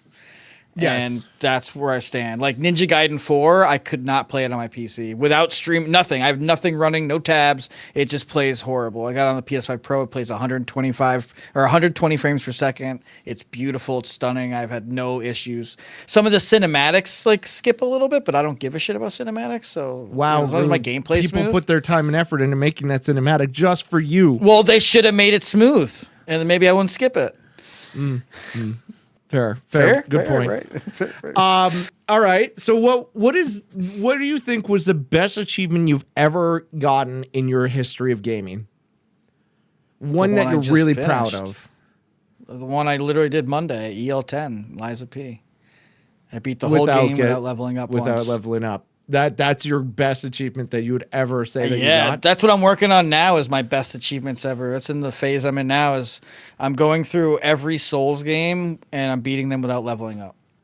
You're crazy, EL10, but I almost did that by accident with Elden Ring. Chat had to tell me. I was not about to take a maiden. I was like, this game is forcing me to be lewd and crude. I don't want no girl on this. I'm a man. I'm gonna man my way through. But she asked you. Yeah, but she asked you. I don't want her. I did not want her to be a part of my fucking playthrough. But Chad was like, oh, you don't want to level? I'm like, what do you mean? Why do I need a girl to level? It was so awkward to me. Every Dark Souls game, you need a girl to level up. Every single one. Even never played a Souls game. I was literally about to go without leveling, and chat had to stop me from walking away from the girl. Amazing. but yeah, that's my thing. My best achievement would actually be playing StarCraft through Brutal, the entire campaign. Because there are some missions where it's not polite. The game can really stomp you in your face. But I got all achievements through StarCraft 2, and I loved that game. It was really good. Oh, yeah. Except for the prologue. Hated that. Yeah. I loved RTS games growing up. Whichever one comes after the end. Epilogue. Sure, that one. I hated it. Prologue's before the beginning, and then Epilogue's the end. It was the 3 missions at the end that I absolutely hated because they killed the entire lore of the franchise, and it was stupid. But we'll be lucky if we ever see StarCraft 3 with how Blizzard's been going. Well, you said StarCraft. What's your favorite RTS game of all time? Do you have Command and Conquer Red Alert? That was a really easy one because I'm sorry, the Tesla coils, everything about Red Alert was amazing. You got the nukes. I still play it to this day. It was really fantastic. And I almost wanted to say Generals as well. Command and Conquer Generals was really good. So I also want to say Command and Conquer Renegades, but that's not an RTS, unfortunately. No, I like Red Alert, especially making custom maps. You can still make custom maps and play against dude. Every once in a while, it'll be like 1 a.m. on a weekend, and I'm just like not tired. I'll just run a Command and Conquer. I'll create a bunch of AI on hard and do create a map and just shoot the shit. I went back and I played it because they remastered it, and it's masterfully done, that remaster. I really enjoyed it. Oh, it's so good. It's so good. Especially you can one click to go back to pixelated graphics if you want. Yep. And click back to go to the remastered. It's such a nostalgia just to click back and forth and be like, oh wow, it looked like this back in the day, and now it looks like this. Yep. But I was the naval combat. That was my favorite thing. Yeah, well, the naval and the aircraft, especially as the allies, that was a really good time. But yeah, they should remaster Red Alert 2 and Yuri's Revenge. You're not wrong. Yuri's Revenge kind of rubbed me the wrong way. I didn't like the Yuri mind control aspect. I kind of found that bullshit. Oh, you took over my heaviest tank. You just mind controlled it. I lost it and I can't get it back. This is stupid. I hated that. Yuri sucked. Yuri sucked. Hashtag screw Yuri. You're not wrong. But what is your best achievement in real life then? My best achievement in real life, I got a world championship in martial arts when I was 12. When you were I think 12, that's world the championship. world champ. So did you get like a trophy, a belt? How do they recognize Plaque. that? I had a plaque. A plaque. I had a plaque. Yeah. Had. That means you don't have it anymore? Nope. How did you get rid of it? Did you sell it when you were moving? Or? No. So when I left Colorado to go back to New York, I could only bring so much stuff with me because I didn't have a car, and Yeah. I actually took bus back to New York from Colorado. So there were certain things that I just took pictures of and had to let go, and that was one of them because it's just like a huge fucking plaque, dude. Like. And it wasn't like I wasn't a black belt at the time, so basically it says amateur international champion on it, which is kind of like it's still world champion, but it's amateur because if you don't have a black belt, you're not a professional, and that's just how it is. But you got the black belt after. Oh yeah, I got my black belt. I have just right there. It's with my dad. My dad's cremated. I have his urn, and my black belt has my name. I'm not gonna bring my black belt because it has my actual government name. Don't dox yourself. Yeah. Yeah, but it's up there. I got like my dad's pictures and a little memorial thing for him because he coached me to my martial arts world title and everything. So it's adorable. I actually really enjoy that story. I got to respect that gratefully. But would you say you're still good at martial arts? Would you ever want to go back for another competition? Let's put it this way. I hated it. My dad made me continue doing it because I was good at it. My dad was like, I'm not going to let you stop doing something you're good at. And I was like, that's fair. I was young. And so when I got my black belt and I turned 18, I quit and I stopped doing martial arts and I started like working and just my dad was disabled. My mom had already left. So like I was out to make money and just figure out my life. You know what I mean? 18. And then 2 years later, I was doing floors of all things. I was like laying carpet and doing tile and stuff like that. And my martial arts instructor needed some carpet done at his house, so I drove up to his house in Binghamton and did, put all the carpet down. We did these custom waterfall steps and stuff for him and some cool things. He paid me pretty good. And then I went to like a class with him because I was like, oh, it's been a long time. I'll go to a class with you. And I sparred a couple of his black belts, like the newer black belts, and I kicked their ass. Like bad. There was one kid that did pretty decent, but other than that, like I shut everybody else out. It was a little ridiculous because I'm wearing jeans and a t-shirt, and these kids are wearing full gi, their belt, everything, like in uniform, and I'm just I'm beating them up. And Bill's like, they're black belts. They should block. You can hit them if you want. I'm like, okay, here we go. And so I was still good, and so he asked me, he's like, well, we have a couple of tournaments coming up. Would you want to like coach some of the kids? And so basically I would just be there to call timeout and be like, hey, okay, this guy drops his lead hand when he kicks, watch for it, block the kick and counter, I mean, stuff like that. And basically that was my job as coach, do what my dad did. And so I was coaching these kids, and then we get through the whole tournament, and it was so much fun, and I was like itching, and then the black belt competitions are at the end so that everybody can watch. And I was like, hey, Bill, my instructor, I was like, would you mind if I signed up? And he goes, you can't put my school or anything, because he's like, you don't, you're not with us anymore or anything like that. But if you want to fight, he goes, I'll sit here and we'll watch you. And I'm like, okay, cool. And I took second place out of 27 people.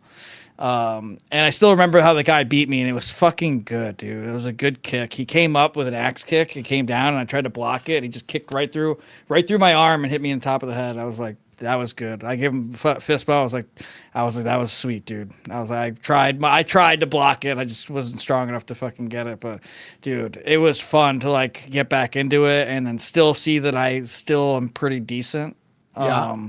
But that said, like, I'm not a violent person. I didn't like. That's why I like when my dad he's like, you're good at it, but I don't like hitting people. Just because I'm good at it doesn't mean like I like it. You know what I mean?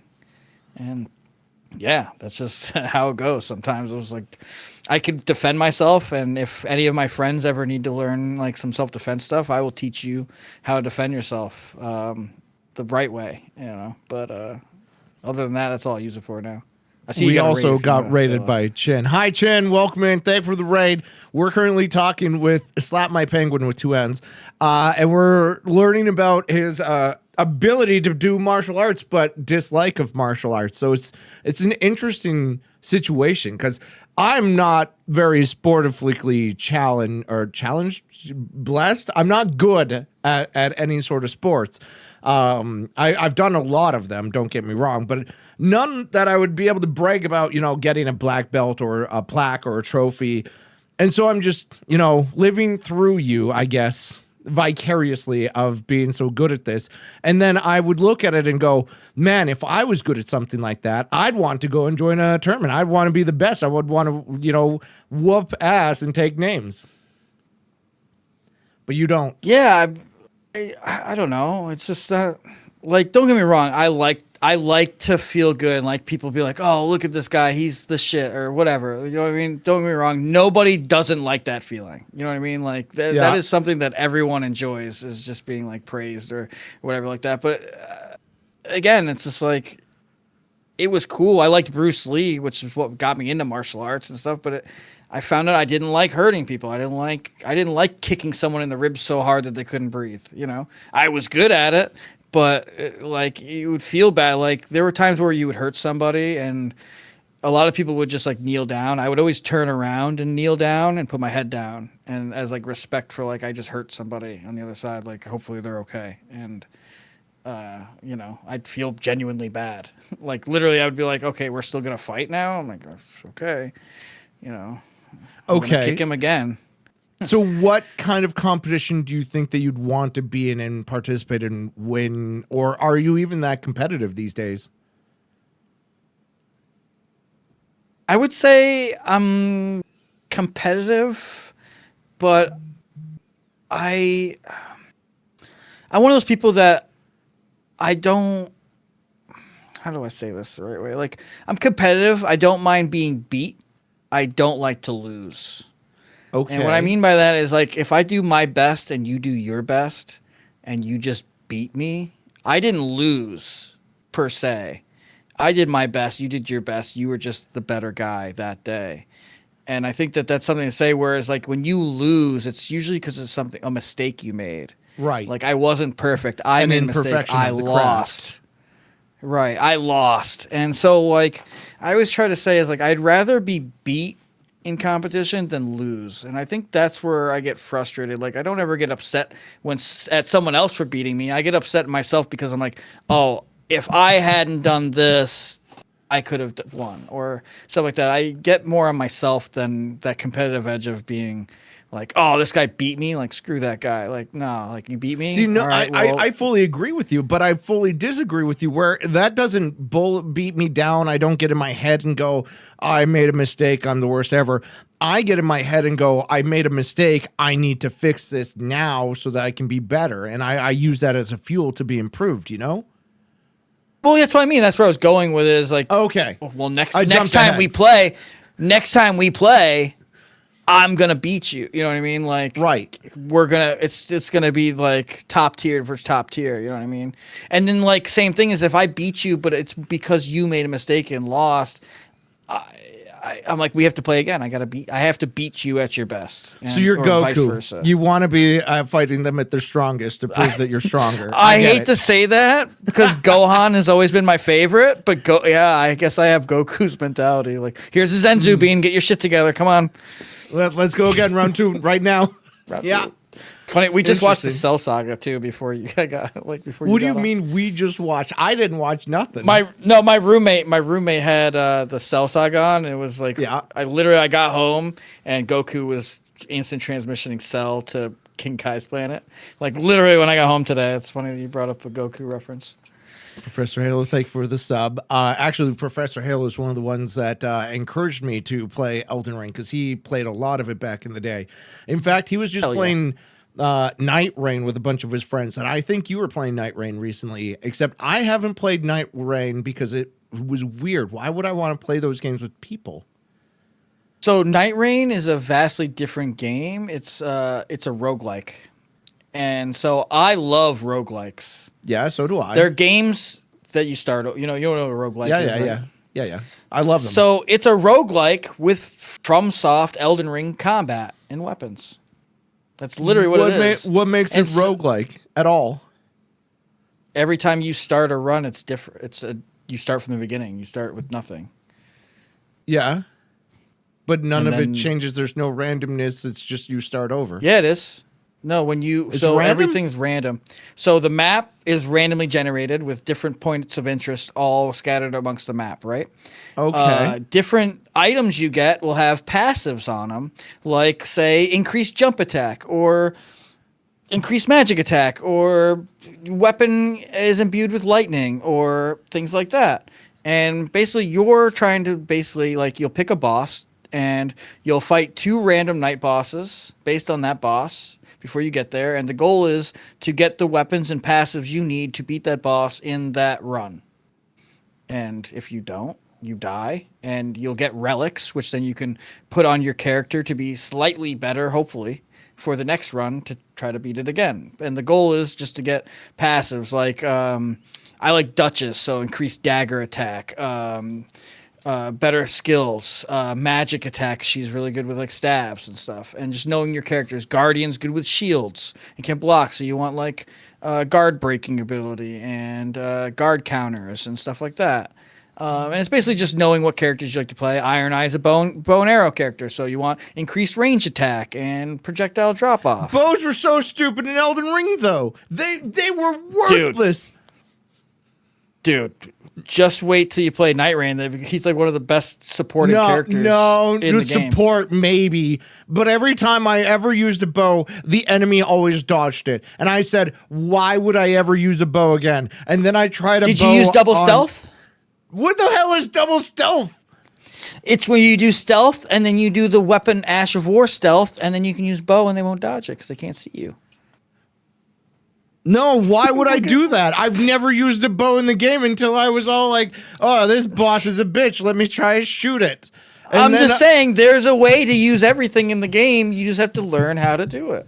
No, that's stupid. I used 4 different bows on Millennia, Queen of Blades, Blade of Miquella, and I was just like, she dodged the light bow, she dodged the heavy bow, she dodged every bow, I used a crossbow, everything was dodged. It was stupid, bows are dumb, giant axe, best weapon. What if I told you with a throwing knife and double stealth, you can kill a lot of enemies? I threw knives and they dodged those 2 and they were consumable. I had to make more knives. That's why I tried to make more knives. I'm just saying the Elden Ring is as easy or as hard as you want to make it for yourself. And that's why it's a great game. You're not wrong. But I just like beating people up with a giant axe. It made me feel like a man. And you can do that, and that's why that game is beautiful, is that you could do that, you could do magic builds, you could do quick, fast builds, you could do whatever you want, and they all work. Everyone gets to the end, eventually.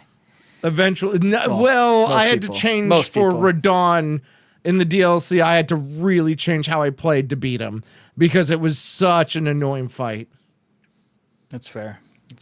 What if I told you that double stealth makes him like super easy? Then I'd tell you that the game sucks and I shouldn't have to use double stealth just to beat it. So there's a thing in the game where if a boss or an enemy doesn't see the player, they return to their origin spot. And if you remember Consort Radon, his origin spot was on top of the rock because he does the attack to come down at you. No, I don't know if you remember the fight. He's up top on the rock, and he'll come down and attack down at you. It's the first time you run into him. So basically what happens is if you homeward bound out of the fight, right? Or you just die to him, and you come back outside, you hit double stealth, right? Then you walk into the fight. He's like, "Where's the Tarnished? I don't know." And so he turns around, walks back up to the rock, but he can't get up to the rock because it's up there. He can't get up there. So he just gets stuck walking against the back wall, and then you can just Kamehameha his ass and then get him down to half health. He does his second phase swap. Then you go and hit him 3 times with the Crag Blade, and he'll stun. You hit him again, dead. As long as you have 18 Scadu. But yeah. That's stupid. That's so stupid. That's But yeah, so but stupid. literally, I've watched someone do that, and I got so mad because I did it the hard way, and I was like, really? I tried to do it the hard way, the hardest way I could possibly do, except there were some of his stupid attacks that you just couldn't dodge, and I hated those. And it was such a long fight that I would get fatigued and make one mistake and be dead. Yeah, that's nameless puppet when you don't level up for Liza P. So if you I feel like that's if you liked Radon, non-level up. if you liked Radon, you're gonna love Liza P at the end. I didn't hate Radon. At the end, when I was beating him with the parry, I realized his moveset was very limited. And had I learned his moveset previously, I could have done a lot more. Yeah. But I gotta say, Millennia, the Blade of Miquella, was worse than Radon ever was. Malekith for me is my worst fight in Elden Ring. Which one was Malekith? Is that Malekith Black Blade. He starts off. It's in Farum Azula and like the falling apart city after you burn down the tree, and you get to the dream world type thing. Farum Azula. You I went to a go dream through. world? You have to fight. You have to fight the Godskin duo, which is like the big fat guy. I remember Smog those and two because they were stupid Ornstein. and easy. Yeah, so after you fight them, you go up the stairs, you fight the guy on the horse, and you go through that doorway, and it's like the cloaked figure that after you beat phase 1, he transforms to like a giant lion with black armor and does all these big acrobatic Oh, that guy was super moves with fucking the easy. red I lasers. remember that guy now. Yeah, he was at the top of the city. Yeah, that guy gives me the most trouble in that game. Why? I don't know. He only I caused literally me don't know. problems because I couldn't heal during the fight. The second I stopped to heal, he killed me. So I literally Well, had to just take don't no get damage. hit. Yeah, and, Yeah, and don't then get it hit, was you don't easy. And then it was how Just easy is don't not take taking damage, Fivehead. Just dodge. Bro, just don't. Just dodge. run. Just do better. Yeah, it's so easy. His fight, I got him down to like 3 deaths, but I did that with some bosses where I just beat them no problem. And then there was a boss, like the first one, the Magister or whatever, the stupid guy who kept telling me that I'm ambitious or something. Oh. That guy sucked. Yeah, the guy you that you fight where Goldfree is, the golden guy is. When Was you it go back up Goldfree? to the tree, you fight. Well, 'Cause Goldfree you the fight first there, time I but it's in fought the him. same place. But the same place you fight that guy later. Yeah, but the first time I fought him was a problem. And then I knew him for the second time I fought him and it was easier. Yeah. But the first time, it was my first boss because everybody was telling me about a tree sentinel being a problem. I didn't realize they were talking about the guy on the golden horse when you first get out. And I went, that guy looks tough. I'll come back later. And then I forgot all about him. So And you I came never back and just fought crushed him. him. Yeah, in like 2 hits. But then the Yeah. first boss I really ran into was that Godfrey guy or whatever, and he kicked my ass for 400 deaths because I didn't know how to play the game. Yeah. And Chad Or told no, me you're to talking get about naked. Margit? Yeah, talking about, Godric? Margot or whatever. Yes, Margaret. So you know that bridge where you can fall off both sides where you fight him? And there's like a Yes. sword sticking in the ground. Yeah. So I did a randomizer and I fought Melania there. That sounds Not on terrible. purpose. It was random. Like it was just bad luck. Would she fall off? Because no boss ever fell off No. the map, and I hated it. No, there's invisible walls that keep her from falling off, but you can fall off. Yeah. And to dodge waterfowl sometimes, I had to fall off to die and die. Like literally my You're dead way to either dodge way. it, like it was either take damage and die or try to do the move that I do to dodge and fall off a cliff. And so I And would die. attempt to try to not fall off the cliff, but they would just, happen every time. No, So then I went just into that leveled up fight to like rough. level 80 right in the beginning and then just killed her so fast, but I was so mad. I And you have to bet. fight both phases because Millennia's phase 1 and phase 2 are technically one boss, whereas every other boss in the game, their phase 1 and phase 2s are separate bosses. Really? Yeah, Millennia is the only one where both her phase 1 and phase 2 are still the same boss in code. Okay, that's awkward. So if you make Millennia fall off a cliff in her arena, and yes, I know there's no cliffs down there, you can make her fall off a cliff. It's fucking weird.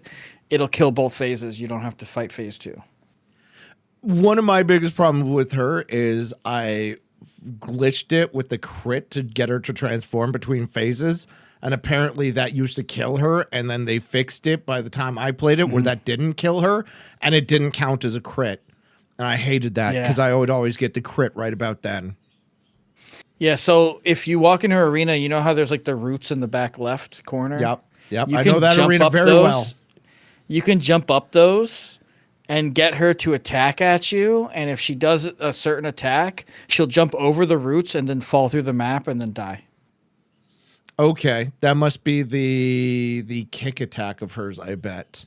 I think so. It's a super cheese. It's amazing because she'll go to attack you and she'll just whoop over the roots and then fall through the map because she's not supposed to be. Code says she's not supposed to be out there, so there's no textures for her to collide with, and she just falls through and then she just dies. Both phases done. Do you still get the loot if she falls to her death? Yep. You still get everything. It's brilliant. Okay, fair enough. I'll remember that next time if I ever go back and play it. Dude, there's so many like that, and I hate it because like I always tell people, I'm like, don't tell me any secrets till I beat it. Then I'll beat it after like days, and they'll be like, oh yeah, so you could have just did this, and I'm like, what? And then I'll load up a save and I'll go and do that. I'm like, really? And I'll just like be kind of angry at myself for a couple days. I could understand that. I was not really upset at it because I was learning how to play the games, and I was taking my time and enjoying the learning. Especially some of those gals, those were terrible. Some were super easy. The hardest one I found was that stupid, really hard, like multiple health knight at the beginning when I wasn't leveled or anything. It took so long to hit that guy because he had so much armor. But yeah, I think I know which one you're talking about. I can't remember his name, but he was a basic grunt after that. Yeah, Crucible Knight. Fucking hated that guy. Then I fought that's him my favorite enemy fine. now in Night Rain because they give you the most runes, and I just parry them. Okay. Yep. Yeah, I didn't have a parry back then. I was using my two-handed weapon. Big axe. Around. Still using my giant big axe. No, I didn't find my axe until about the academy area. Okay. And I know what axe I think too. Did it have a hammer on one side? Literally just called the giant axe. Oh, okay. Then that wasn't. It was a very simple axe. But anyways, no. Before that, I was using some katana kind of thing. It had bleed stacks. I went back to it. I used it against Radahn, and it was pretty effective with the bleed on him, but it wasn't that effective. Yeah, bleed and frost procs are what you want. I did put a frost on it, and I was even using the mirror image. I ended up not using it because it was so stupid. The mirror image, I hated it because he would do an attack on the mirror image and splash on me, and I would take the full damage, and I'd be like, he's not even attacking me. Or in the middle of his attack, he'd turn and hit me out of nowhere, and it's just like, I'm not prepared for this. This is bullshit. Get rid of this bullshit image. Let me play it normally. Yeah. No, 100%. I don't do summons. I didn't do summons for my first playthrough. I just decided. I did summons for Radahn and General whatever stupid fucking horse face was. General Radahn? No, not General Radahn. And General Radahn? Not General Radahn. It was the other one on kind of the way to Radahn. Two ghosts? Did they have two ghosts with him? I think his name was Commander some fucking Commander bullshit. Nile? Sure. The guy who's on the horse, and the horse was a stupid thing. No, that's Radahn. No, Radahn was on the island, on the beach. This is in the DLC. There's Promised Consort Radahn, who's the same person, but he's the final boss of the DLC. But he's also on an island on a horse. Or are you talking about just like a normal knight? General Gaius. Loretta? Gaius. I made fun of his name because it was like Gaius. I fucking hated General Gaius or Commander Gaius or whatever his fucking name was, the horse guy. I fucking hated him because his horse, it was a boar actually, not a horse. His boar would charge you. And the timing of that dodge was so fucking tight. And because it was so tight, I was like, I'm not even going to try and dodge this stupid thing. This fight sucks. And I used the summon on it. And that's so Commander Gaius, I think you can do a two-handed jump. Like you jump left when he does that dive. And because you're locked onto him, you'll kind of like circle him when you jump left, and you do the jump attack at the same time. So you'll kind of circle around and get a jump attack in while dodging. That's fair. I just hated the charge. That was the only problem. Yeah. And I tried using a shield for it, and I was just like, I'm done with the shield. I'm going to try and learn summons. I hated that fight entirely because it was so tight of a timing. And that's when I learned how to use summons. And I tried to use the same summon against Radon, and it failed horribly, horrifically. Fair. But it worked on him because he would charge the summon, and then I wouldn't have to worry about dodging the charge. And then I could just attack him. Yeah, go in and punish. Yeah.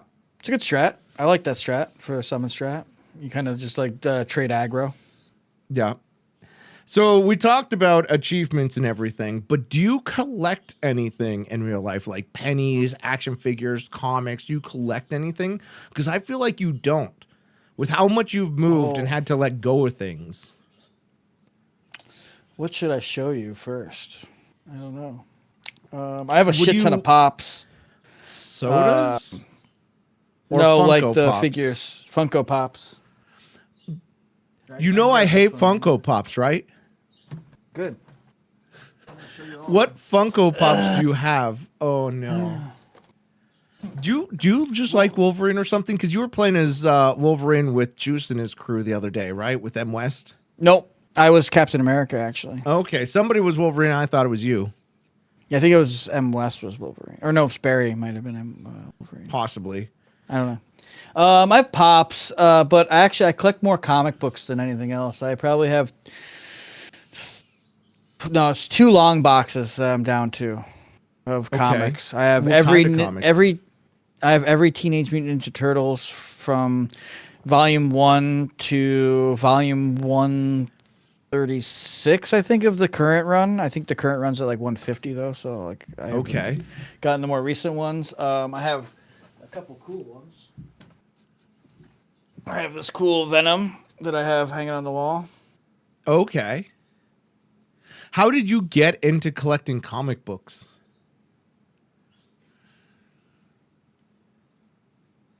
Sorry, 1 second. Well, let's see. I was living in upstate New York after like moving back to go work for the Hall of Fame, yada yada. And it was before COVID had like hit, so I was like living there. A comic shop had opened in Oneonta, which is like a college town close by. And my buddy loved comics, and he's like, "Yo, would you take a ride with me or give me a ride?" So I picked him up and drove him out there. And I'm a huge Ninja Turtles fan. Like I have like piggy banks. I got fucking trading cards, action figures. I already know who your favorite turtle is. You're a Michelangelo.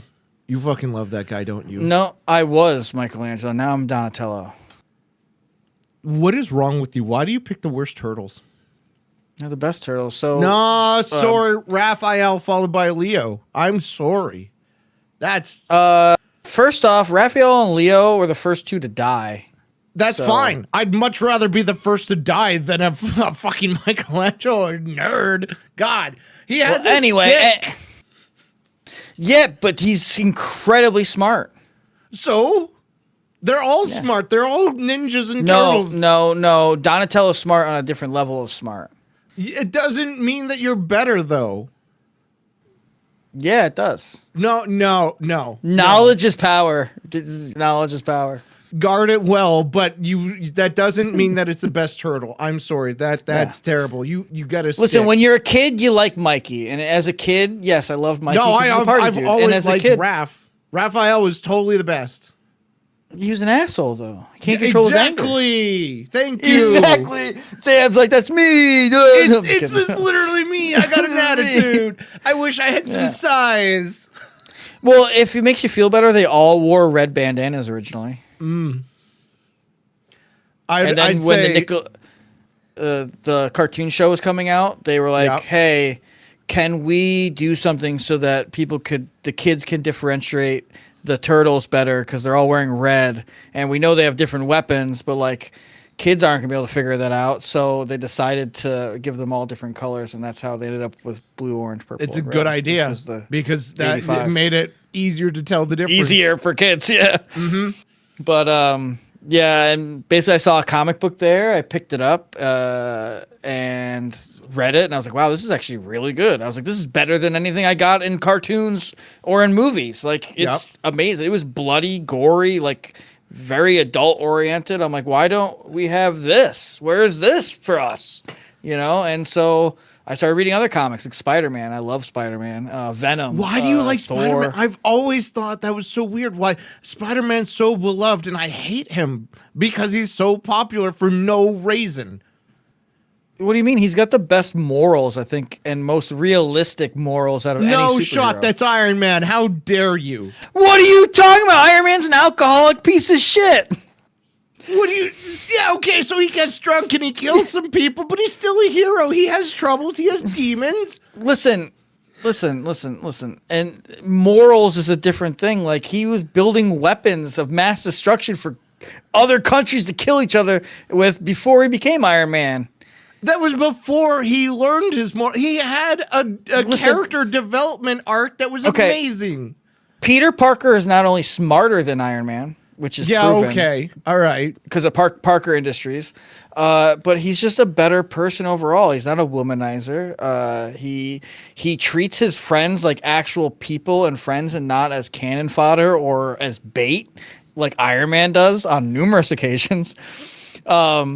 Also, Spider-Man is he's a friendly neighborhood Spider-Man. He's there for the people. He's not doing like, he does worldly threats, but he's there in the neighborhood doing the small stuff too. He doesn't just look at, this is beneath me, this guy robbing this grocery store. He goes, no, I'm going to stop this no matter what. And I think that there's something to be said that, and the great power comes great responsibility is such a great line. It's so accurate. Just think about it. Think about it. If you had great power and you did it responsibly and became a good person, why do you have to be responsible? Overall, well, you could be a piece of shit and kidnap the president of Venezuela, but I'm saying that's not good. That's not good. Like, it's not a good thing. There's a lot of redeeming qualities about Iron Man too. No, I'm saying Iron Man isn't a good hero. He's one of my favorites in the Marvel Cinematic Universe. I think I like Iron Man better than Spider-Man. But if we're talking about comic book, Spider-Man's the better hero, better morals, better person. Sure, 100%. I can somewhat agree. It really depends. There's so many different Spider-Mans and rewritings of Spider-Man. That's another thing, yeah. And it depends if you go for the Ultimates universe versus not. And I was more of a fan of the Ultimates, especially with the way that they did Miles Iron Morales, Man. Dude. Miles Morales is great. He's from the Ultimate Universe. He's the only one that survived the Ultimate Universe. To be fair, the Ultimate Universe was still the best in any regard. My personal opinion, my personal take. But yeah. But you know what I mean? Like, Miles Morales, I thought was a great iteration of Spider-Man, and he's vastly different because he has that teenage angst and anger, and I think him fighting that and learning to become the hero that Peter was without having him around, I thought that was like a cool insight into that character as well. And then he has shock powers and different powers, So you like that it was an adult kind of themed Ninja Turtles is what I'm getting at. Well, I just like that it was more realistic, that they didn't make it robots. They didn't make Shredder like, we'll get you, Turtles. Like, he was an actual, like, he went to hell in the comics, like an actual hell, and fought demons and fought his way out. Like, the comic book story of Ninja Turtles is vastly different than anything we've gotten in media. All comics are vastly different. Because they don't have all the stories to tell, and a lot of times they just do the origin story, then a spin-off, and then go back to another origin story. Like, look at the Fantastic Four that's only had origin stories for like 3 or 4 movies. That's ridiculous. Well, the newest, hang on, I think the newest movie did a great job of not having an origin story. I didn't see the newest one. I haven't watched anything since Endgame. I will say this, since Endgame, you don't have to watch anything, but Thunderbolts is worth watching, and Fantastic Four is worth watching. Everything else, I say you could skip. Like, there's some good stuff in there, some shows are okay, but Thunderbolts feels like old Marvel. Like, it felt good to watch that in theaters, and Fantastic Four feels like old, original, like, Marvel. Like, they got good writers and directors to do it. They did a good job, and you can tell that the writers and directors love the source material because they really You can tell that when someone puts their heart and soul into something rather than when they just build something like Thor: Love and Thunder, when it's just like, what is this? Why are we joking about this threat when this is not a joke? Like, you know what I mean? There are times to be funny and have comedic devices in Marvel and comics and stuff, and there's a time not for it. And I feel like a lot of this latest phase since Endgame has been more about laughs and this stuff, and I feel like it's more of a checklist rather than making stories that matter. I could like see Black that. Panther's I story was watched enough, so I good. can't tell. Yeah.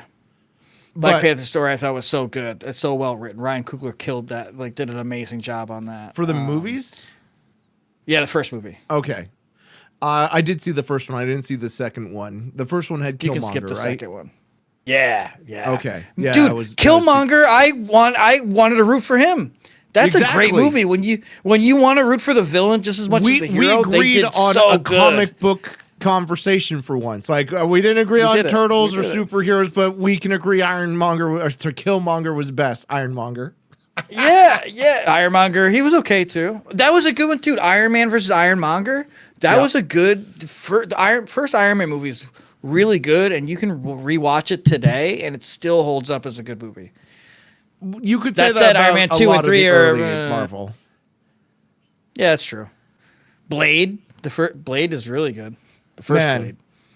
I was watching it recently and I forgot about that one line, and I've been using it a lot since of some motherfuckers always trying to ice skate uphill.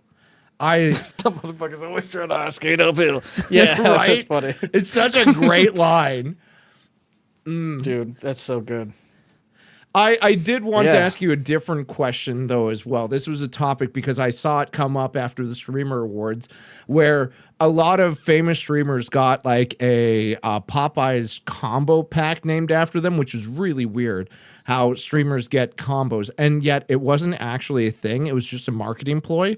Like you couldn't go into Popeyes and say, I want the Slapmypenguinn combo or anything like that. But my question for you was, if you had to choose like a fast food restaurant to represent you, what fast food chain would it be, and what would the Slapmypenguinn combo be? Carl's Jr. Okay. And I'm gonna tell you, it's the double jalapeno cheeseburger with pepper jack cheese and jalapeno poppers with a cherry Coke. What makes that the quintessential Slapmypenguinn? Dude, it's such a good meal. Okay, I'm not disagreeing. It's just like it's my go-to. Like if you're telling me, okay, I could choose from any fast food place, what fast food place would I go to and what would I get? That's what I would get. That's Okay. like, you know what I mean? Like they're all the same distance away. You know what I mean? There's no other aspects rather than like which one you want to go to. You can go to anyone, and what would you get? That's where I would go, and that's what I would get. And so you didn't even have to think twice about this. You went straight to Carl's Jr. Why Carl's Jr.?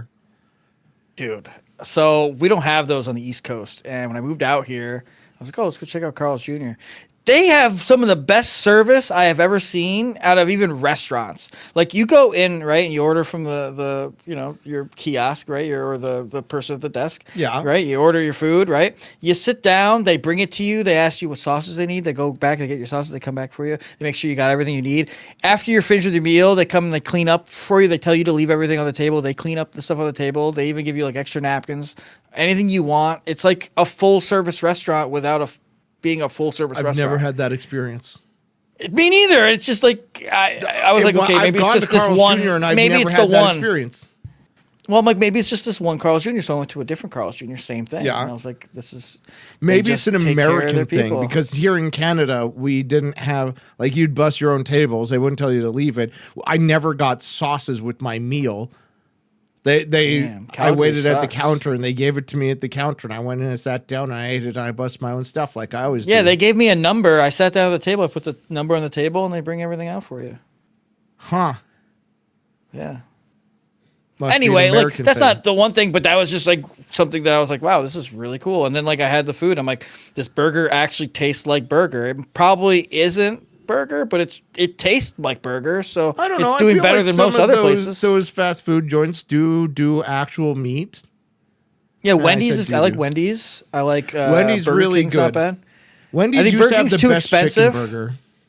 Dude, yeah. Wendy's did have a good chicken burger, and then they changed it, and now it sucks. Yeah, it does suck. But the Dave Single still kicks ass. Their beef, No burgers are still shot. good. If you go for the single, double, triple, you're ruining it. Nah, the Baconator's where it's at, or the spicy chicken. Not the Baconator. What is it? They have the smaller version, the son of the Baconator. Yeah, you get yeah, two yeah. of those. Yeah.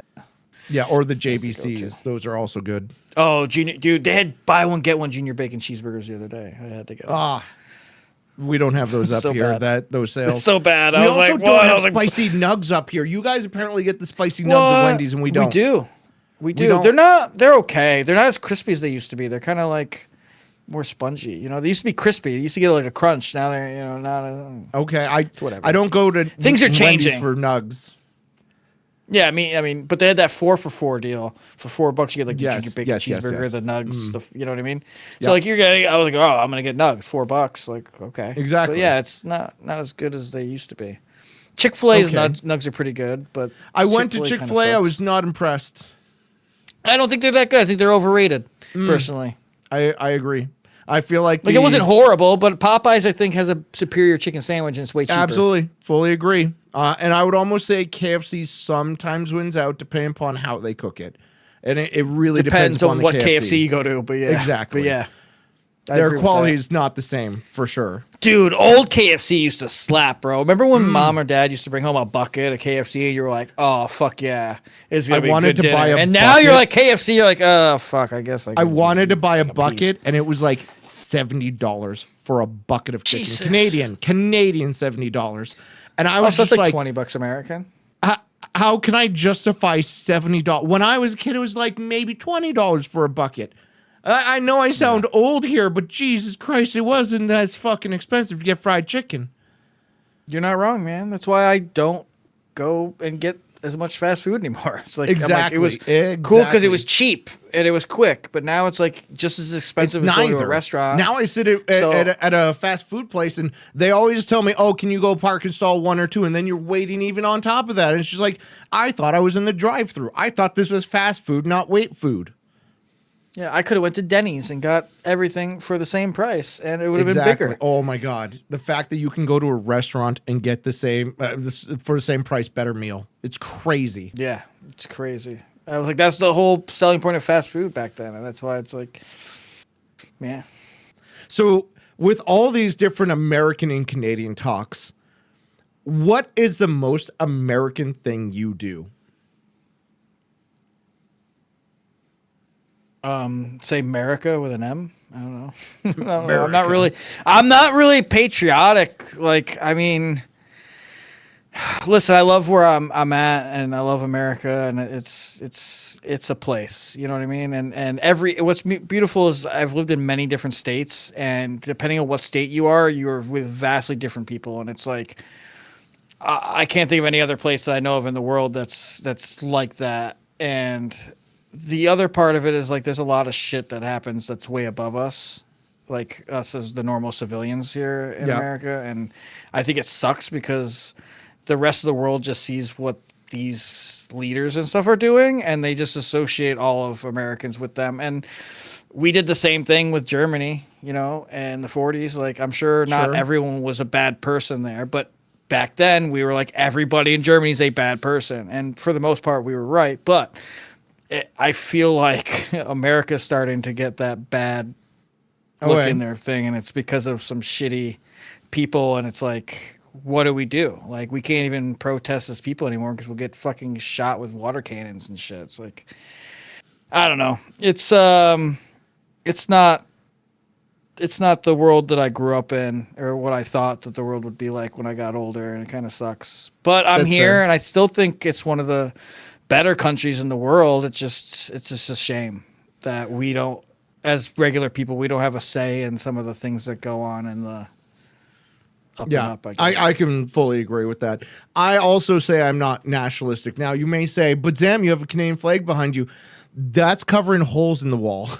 That Just used cover to all- be in my bird room, and my birds had sex behind it. They called it the sex flag. Ask Juice, my birds had Whatever. sex behind it, and it's a big ordeal for him. For me, I But thought it was just hockey. I thought you were just celebrating hockey. You know. that's why I just wear a kidding, I'm jersey. kidding. But no, that's literally there to cover holes in the wall, and it was the only thing that fit back there. And I was just like, well, the flag's going there because the birds would just eat it, tear it apart. And I was just like, I originally got it for the birds, but then I decided I needed to cover a hole in the wall because I tried to install some shelves back there and I failed horrifically because I thought there was a stud. Spoiler, the stud wasn't there.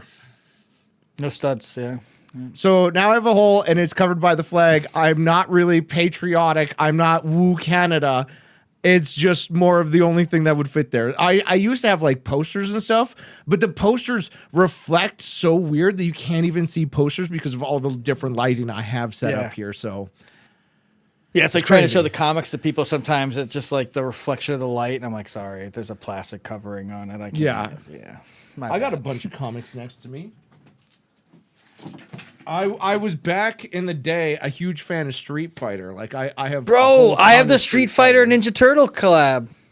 Okay, did you get the not the Street Fighter, the Ninja Turtle Judge Dredd collab? I didn't get it, but it was amazing.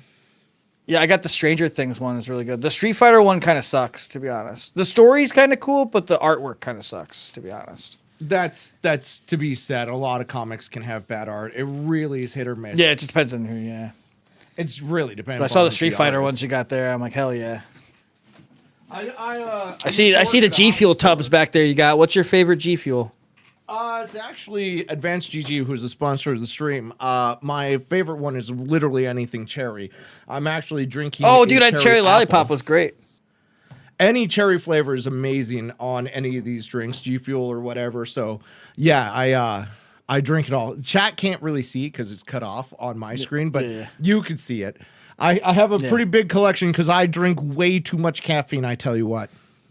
I'm new to it, but it's saving me money from getting Celsius and Red Bulls. Yes, and because it's so like I was asking you basically because I'm getting low, so I was gonna buy another tub, and I've only had 2 flavors, so I'm like, what's the next one? So maybe are you more of a G Fuel guy, a Gamer Sups, Advanced? There's all sorts of different ones. I've been doing G Fuel because my one friend is trying to get ambassador, so I've been using his code and trying to help him. That's fair. That. But I don't really have a preference other than that. Like it's to help him, and I've noticed that it's cheaper in the long run, and I'm not drinking as much Celsius and Red Bull and that stuff. So. I fully agree because it's $45 for a tub, and that's 40 servings. It's literally and this is Canadian again, so it's like I'm sure more like $20-$30 American, but it's like 50 cents or $1 per serving compared to I go and I buy Red Bull and it's like $5 for a small can.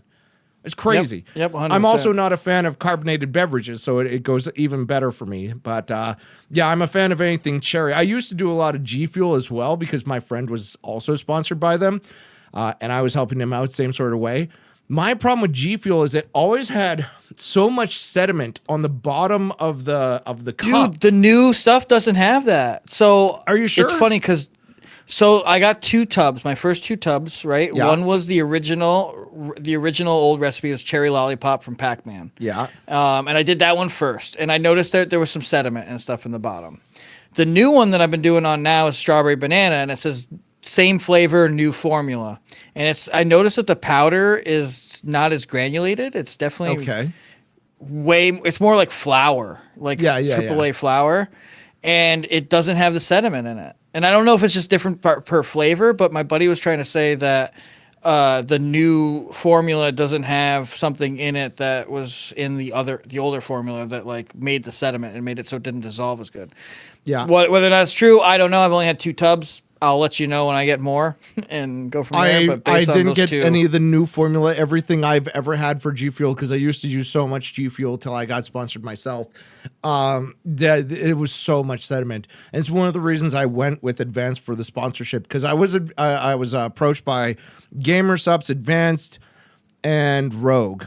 And I chose Advanced over the rest because they had a focus line that really, really kicked the llama's ass. When I had it works.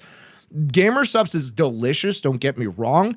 They all taste like some sort of Jello, and I love Jello. I love their flavors. I didn't find it worked for me very well, though.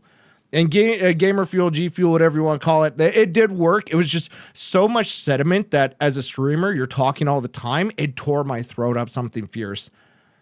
And I know that chat was bringing up the heavy metal contamination, like lead. Gamer Fuel, G Fuel had the lead controversy. And it's a problem with all of these, actually. The heavy metal contamination is just part of the way that they make it. There's going to be lead in all of them. Sure, it's really trace amounts, but you don't want to be consuming lead. But the amount of lead that you consume without realizing how much lead you consume is shocking. It's a lot. But I'm just going to point out they all have heavy metals in them. They're all not healthy for you, but as a person who's addicted to caffeine, I don't care. What's a little lead going to do? It's not over. I go with healthier is what I tell people. Is like, yes, these aren't healthy, but they're healthier than Red Bull and Celsius 5 times a day. I don't know if they're healthier. They're definitely cheaper, and I would almost say they're the same. It's just so much cheaper and easier because you can make it to your standard and not to what you buy in a can and what you get. Yeah. And the water I'm using is like water I'm using. It's not some water that they found in the stream. I don't know how they figured that shit out, but it could be from a pool that has pee in it still forever. Dude, it's so much pool. Could be from a stream that a bear peed in. I don't know. Bear pee. You don't say. I bet it goes delicious with cherries. Cherries. That was actually a Labatt Blue commercial I saw back in the day. But no, yeah, I go for anything cherry. I love cherry flavor. It's one of my favorite fruits. I like cherry candy flavored. I don't like actual cherries. What's wrong with you? That's weird. Right? Like the maraschino candy cherry? Nope, I'm not a fan. Huh. You're weird. I'm so confused. But I'll fuck with like a cherry blow pop, no problem. And cherry Dr. Pepper or Coke or whatever, no problem. Yeah, no problem. But like, just like cherries, I don't like them. Why? That's so weird. I love everything cherry. Maybe you should just get new taste buds. Yeah. Burn them with a pizza and then start over, or get COVID and lose your sense of taste and start over. That doesn't work. No. I mean, I did have COVID, and I still could taste everything. So could I. I don't know I had if that's COVID true 3 times. or not. But then, like, some people said that they couldn't taste stuff, so I was like, I believe you because you're my friend. But I'm like, does it just mean you can taste less, or you just can't taste nothing? Like, what's the level of taste? Like, Fair enough. Well, I don't know about G Fuel. I will tell you, don't get the spicy Demonade. That one sucked. It was horrible. It was horrible. It's like drinking cayenne pepper, basically. That's the spice that they put in it, and it's lemonade with cayenne pepper. It's horrible. We used to do that as a prank. In restaurants. Yeah. That's the G Fuel of it. It was a collector's edition for Doom, and I got it because I love Doom. But the non-spicy Demonade, just Demonade, I guess it would be called, was delicious. It was lemonade. Hell yeah. Yeah. The next one I'm looking at is watermelon lime, I think. I'm not a fan of the watermelon flavors for any of these. I find them to be like almost taste like bubble gum, and I'm not a big fan of it. Oh, see, that I won't like, and that'll be upset because I'd rather have like watermelon. Right, but it's not the watermelon. Yeah. And then there was like a mango lemonade or some kind of lemonade that sounded. I just love lemonade. It's one of my favorite beverages, so I will always fuck with a lemonade. Yeah, I will go with that over a Coke any day of the week. But yeah, any cherry flavors, delicious for me. I've never been betrayed by a cherry. But yeah, I would say try Advance someday, especially the Focus line if you ever get to try it. Okay. Because it does kick a lot of energy into you, more than Gamer Fuel ever did for me. But to each their own. I would almost say you can easily get sponsored by any of these energy drink brands. You just got to reach out and they'll pretty much make you an ambassador off of the bat.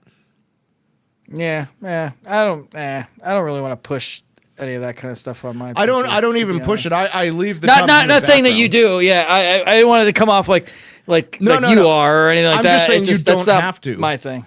You could if you wanted to make some off the commission, but the commission is so low, I find it almost insulting. So I don't really push it and be like, everybody should drink Gamers Fuel or whatever. No, I drink it because it works for me and I'm sponsored, so they give me some free stuff every now and then, but that's really about it. That's awesome, though. I like that. That's how sponsorship should be. Like, they shouldn't force you to have to do anything, but like you have the option to, and I think that's like a cool way to do a sponsorship. Well, it's more like sales tactics. You get commission as you sell it, so you're more incentivized to sell more of it. My biggest problem, but you don't have to. You don't have to. My problem with it, though, is if people buy it using my code at any point, they're losing money to support me, and I hate that. Because you could get it BOGO, 50% off, whatever the case may be. The best sale I ever had with my code was 30% off. So why would I say use my code for 30% off and lose 20%, right? It feels very awkward to try and push it. Yeah, no, 100%. Like I said, like my buddy, once he gets ambassador, I might not even get G Fuel anymore. You know what I mean? Like I literally was like buying it to help him get to that push because I know it's something important to him. You know? Yeah, I did the same. I actually did a big push to get a cup that's downstairs. I washed it, but I got to design my own little cup, similar to like this. Cool. But I got to make it because enough people bought through the sponsorship, so I was able to get a nice, cool cup, and people can still buy it. By the way. And it comes with my favorite flavor, so that it's all a combo for them. But it was quite a fancy thing to go through because I never would have thought in the wildest dreams I would have a brand put my brand on their thing, in their cup or any sort of merch that they did. It feels really good. Yeah, it's just you feel appreciated, whether or not they actually do or not, or if you're just like a number or not. You feel appreciated because they went out of their way to do this thing for you, and they didn't have to. And I think that's something to be said too. That's why I like my boss so much, is he goes a lot out of his way to take care of me, and like I don't ever have to worry about anything. Like he paid me for Christmas and New Year's before Christmas. This way I could have money for like gifts for everybody. And that's the way to do it. Like, and I didn't ask to do, like, you know what I mean? It's little things like that are untold appreciation from like whoever it may come from, but it's always like a good feeling in my eyes. Like, okay, I must be doing good in their eyes, or like, otherwise why would they do this? Exactly. You know? Well, unfortunately, that's all the topics I was able to prepare for today. So I'm out of conversation unless you had something you wanted to talk about. I had just two questions. One, what made you get into like the podcast kind of talk show interview thread, let's call it, or that's biome? Really easy, and I like to always bring it up because it makes me feel good to preach about it. But very simply, I have been on the internet for a long time. I've been on stream 5-6 years. I can't even remember how long it's been these days. It was since 2018, so do your own math there. 7 years now? Something like that. 8. Almost 8. But I started for so long. I've been on the internet since I was little, playing StarCraft, playing Half-Life, some old-fashioned Team Fortress Classic. And it's always been this thing where we're a user in chat, we're a bunch of words, or we're a streamer, and we're talking to a bunch of words. You get a lot of disconnect from that. And it usually comes to like surface level conversations of oh, how was your day? How are you doing? Is this game good or not? You don't really get to know people, right? You don't get to have the real talk, which is why it's called real talk. You don't get to actually talk to someone. And I find that not only is that not a good way to go about having such superficial conversations and relationships, but you never really get to find out or connect to people as richly as you do on a podcast like this. Like, I got to know a hell of a lot more about you. I think my stream also got to know a hell more about you, right? And I know that I'm going to stop by your stream a lot more because I know you, and same vice versa, right? But by doing this, I find out what makes people people, and I can make them more personalized rather than just a streamer that you talk to, an entertainer. And it gives more roundedness, more fleshed out feeling to those people. And it also makes it just, it enhances it, because so much can be lost on conversation online, because you don't read context in conversation, and you can lose so like I'm pretty sure, like with your previous team that you were mentioning, you can lose the context of conversations that way. You could get missed out on jokes. Maybe you don't have as deep as a friendship with people, and so that makes you feel more like an outsider, or more cliche, clicky, whatever you want to say for that buzzword there. But it breaks down walls by talking to people. It makes it easier to understand that we are all people. We're not some god being on the internet telling you how it is. We can be talked to. We can have a conversation. We can agree on things, even if we don't agree on everything. So it's really important to talk to people. And so I really just wanted to talk to people. I wasn't doing so good on my Thursday streams. Viewership went down. And so I was like, instead of caring about viewership, instead of caring about what I'm doing, I'm just going to make time and talk to people, get to know what makes people people. And, you know, I've had some really good conversations.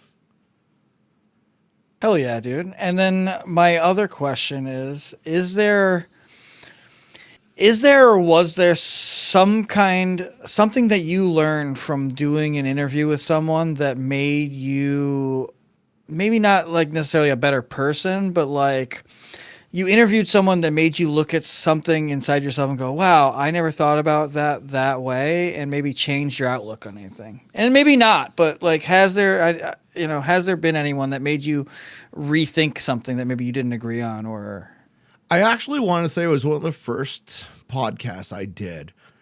And it was with Gorlath Streams, who was extremely autistic, I came to find out.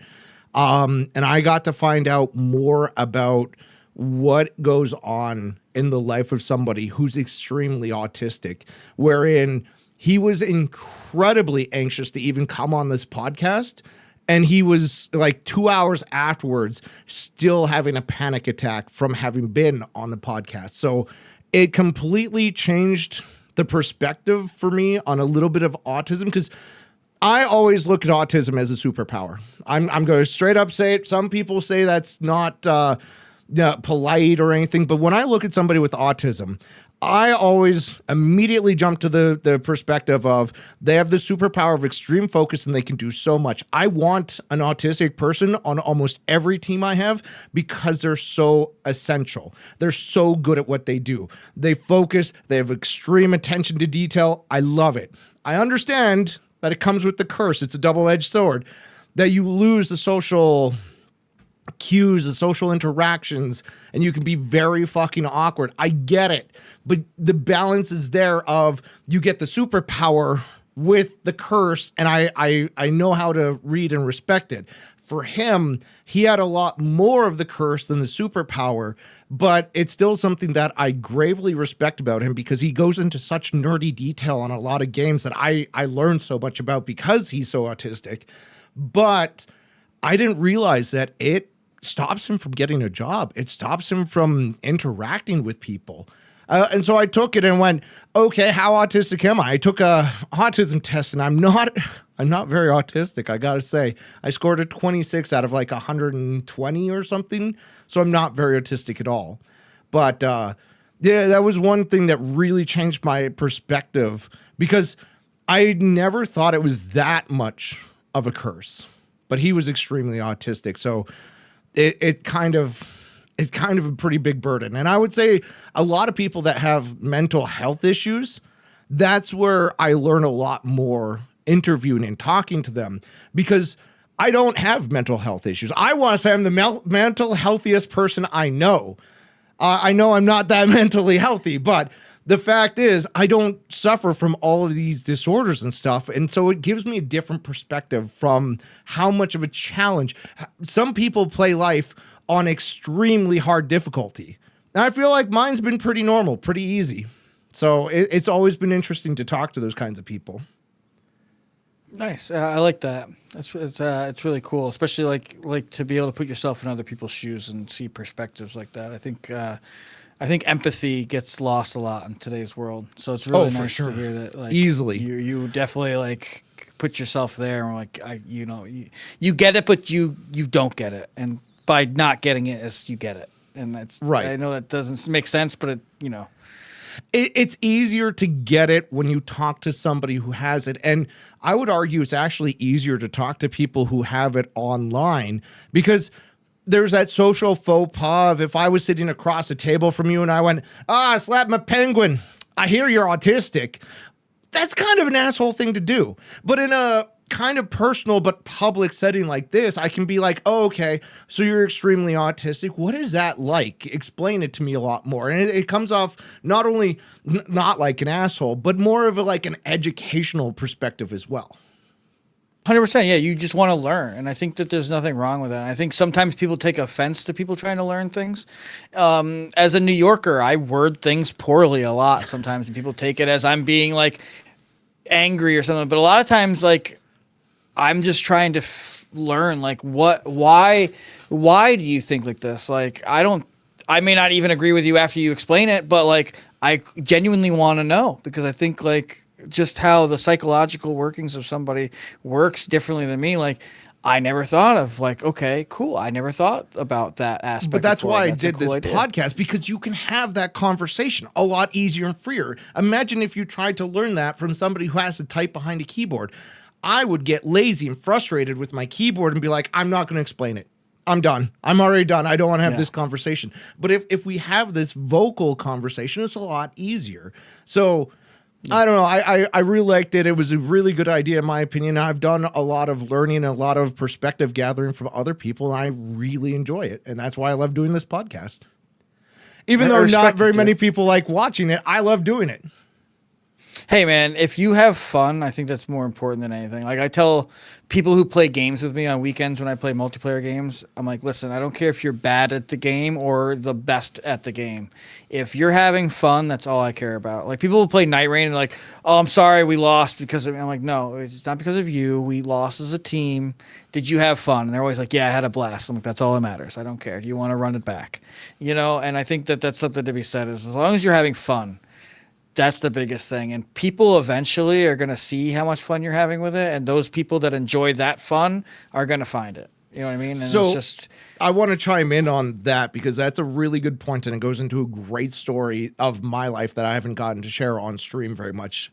So I used to be a semi-pro esports gamer. I played Counter-Strike and StarCraft. I earned like $3,000 in prizes. It wasn't like a big professional scene, but I was good at it. And because I was good at it, I got a really hard elitist mentality. And streaming is actually one of the things that have changed me on that. But I would play games with people, and if you weren't even close to my level, I would never want to play with you again. It's because I wanted to be the person that brought down the team rather than being held back by somebody else. And I was so elitist about this that it was one of those things that I absolutely hated about being competitive. And I love being competitive in video games. But as I got a forearm tendonitis and I had to stop playing games professionally because I couldn't practice as much, and then I got older and I started sucking at video games more, it's become less and less about I want people to be my skill level and more about having fun, especially as a streamer. It's not always about being the best at the game. In fact, I argue that's the worst streams when I'm locked in and zoned in on being the best and practicing. But it's a hero's journey, kind of, where you went from being the best and accepting mediocrity.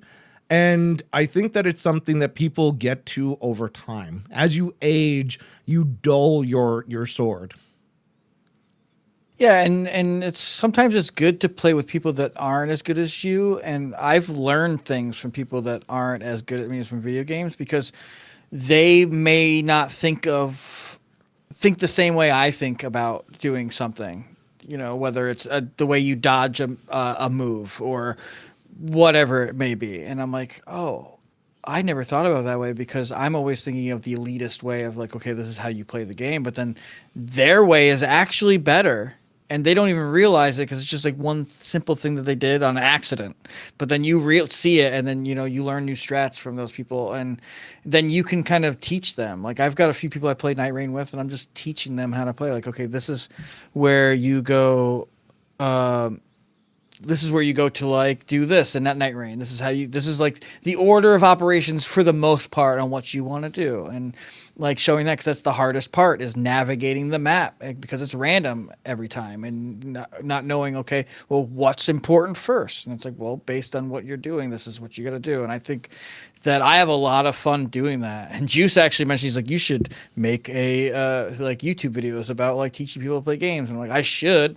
I don't, but I should, because he tells me I'm good at it. Like I taught him how to play Arc Raiders. Like we had multiple streams where me and him were doing Arc Raiders and gooping, and I was just showing him how to talk to people, how to like engage with people, how to like PvP with people. When's it right? When's it wrong? Like what's the etiquette, the unspoken etiquette of Arc Raiders? And like, I don't know. I enjoy that passing of knowledge of the torch. And sometimes I love when I teach someone something and then they become better than me. And I'm like, that's awesome. That gives me such like a warm feeling inside. Like, I'm like, yeah. I was like, maybe they learned it their own thing, but I'm like, that's fucking awesome. Yeah. Yep. I fully agree on that one as well. It always feels good to see somebody that you brought up be better than you. I've done that to so many streamers as well. And it makes me proud to see the people that I gave some tips and tricks to succeed more than I ever have. So yeah, I get it. It's like the coaching. It's like you're investing in somebody's future, and when it pays off, it feels good. Yeah, I get a high from it. Like I tell people all the time, like people are like, "Oh, why do you support me? Why do you do this?" I'm like, I get high from making you happy. Like I'm just one of those people that like when I see someone else smile, or if I can get someone else to laugh. That's why my name is Slapmypenguinn. It made me laugh when my buddy told me and showed me this T-shirt that had Slapmypenguinn on it and all this stuff. I was like, "That's fucking hilarious." It was just SMP. It was like.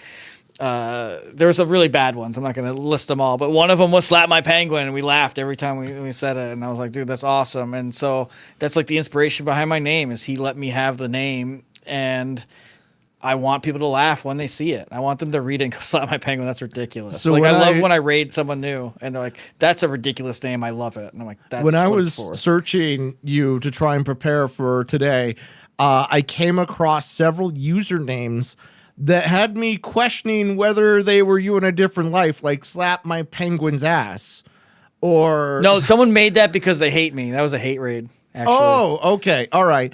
There's a lot of those weird Slapmypeng whatevers, and I was just like, huh.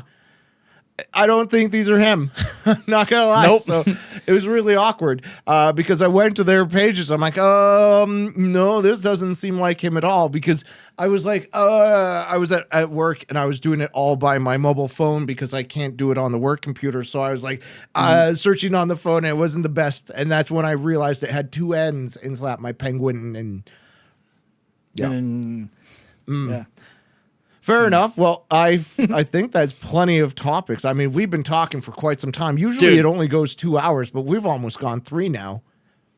I should have warned you I'm a chatter. That's okay. It makes for better episodes than when I'm pulling teeth. I've had some episodes where it comes off more as like a business interview rather than a conversation. You know what I mean? It's an interrogation. It's an interrogation. Exactly. And those always feel terrible because it's like, and so what's your plan in 5 years? I'm not trying to attack anybody or any of my previous guests with this. It's just, I like when people can talk. The gift of the gab is rare, and I'm glad that some streamers like yourself have it because it makes it easier to be a streamer. If you don't talk, appreciate it. Why are you a streamer? Yeah, 100%. Fair enough. So what do we do? We meet back up next year and see how the years go. I've yet to have a repeat guest. What's the process? What's the process of the podcast? Like, as your closing regards of the stream, what is the process of getting someone new, and what are your thoughts about your future of this podcast? And then we'll Well, close to it. get people on, I usually just say, "Hey, does anybody want to come on the podcast?" And then I get a bunch of people. I'll take anybody from chatters, mods, teammates, streamers, anybody who wants to come on and talk. I would love to talk to anybody, and I reach out on Twitter, on all the different social medias, and people just say, "Hey," and I start planning it. And however I can plan people coming on, it's always been fun.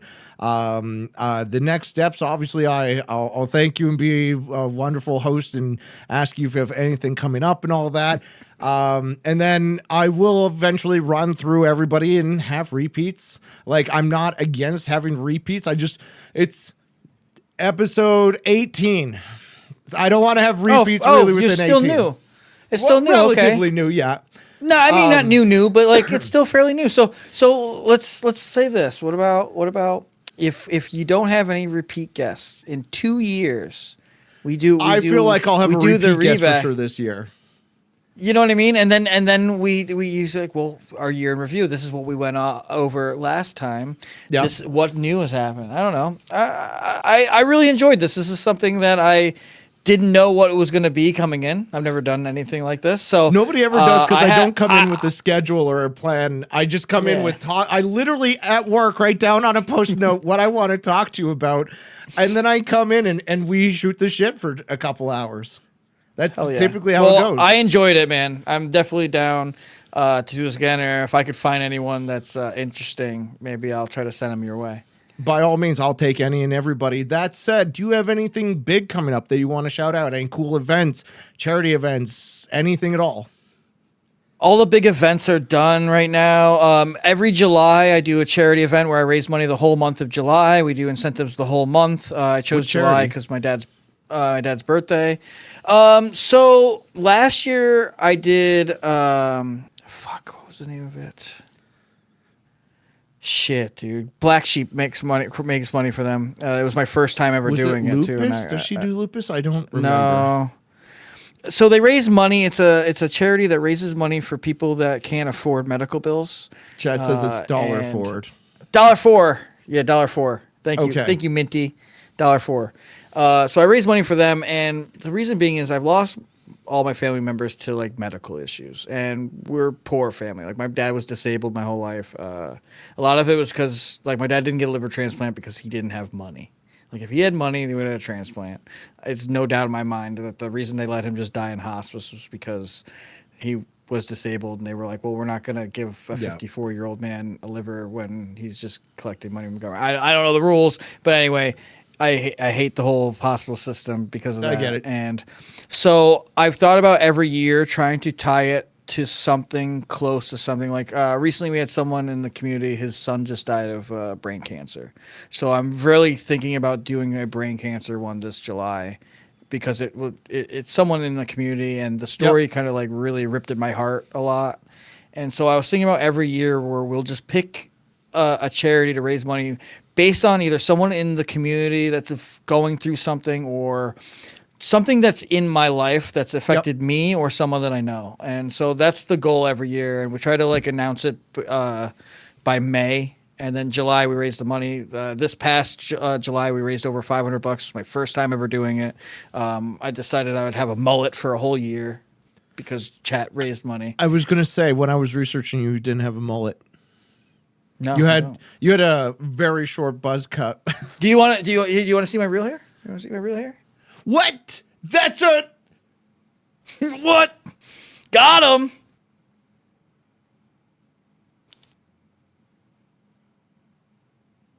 Bald is beautiful, baby. You have been living a lie, sir.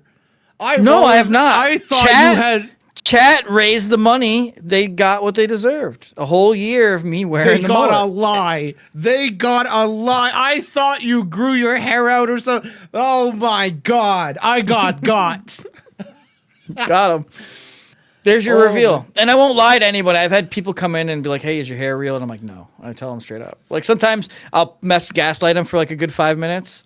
But Yeah. Basically, I did a cosplay for Metal Gear Solid where I wore a mullet wig and a bandana and an eye patch and a whole bunch of stuff. And it was a really cool cosplay. And everyone was like, oh, that's dope. And then I didn't want to wear the mullet anymore because it's itchy as shit. It's Yep. kind of annoying.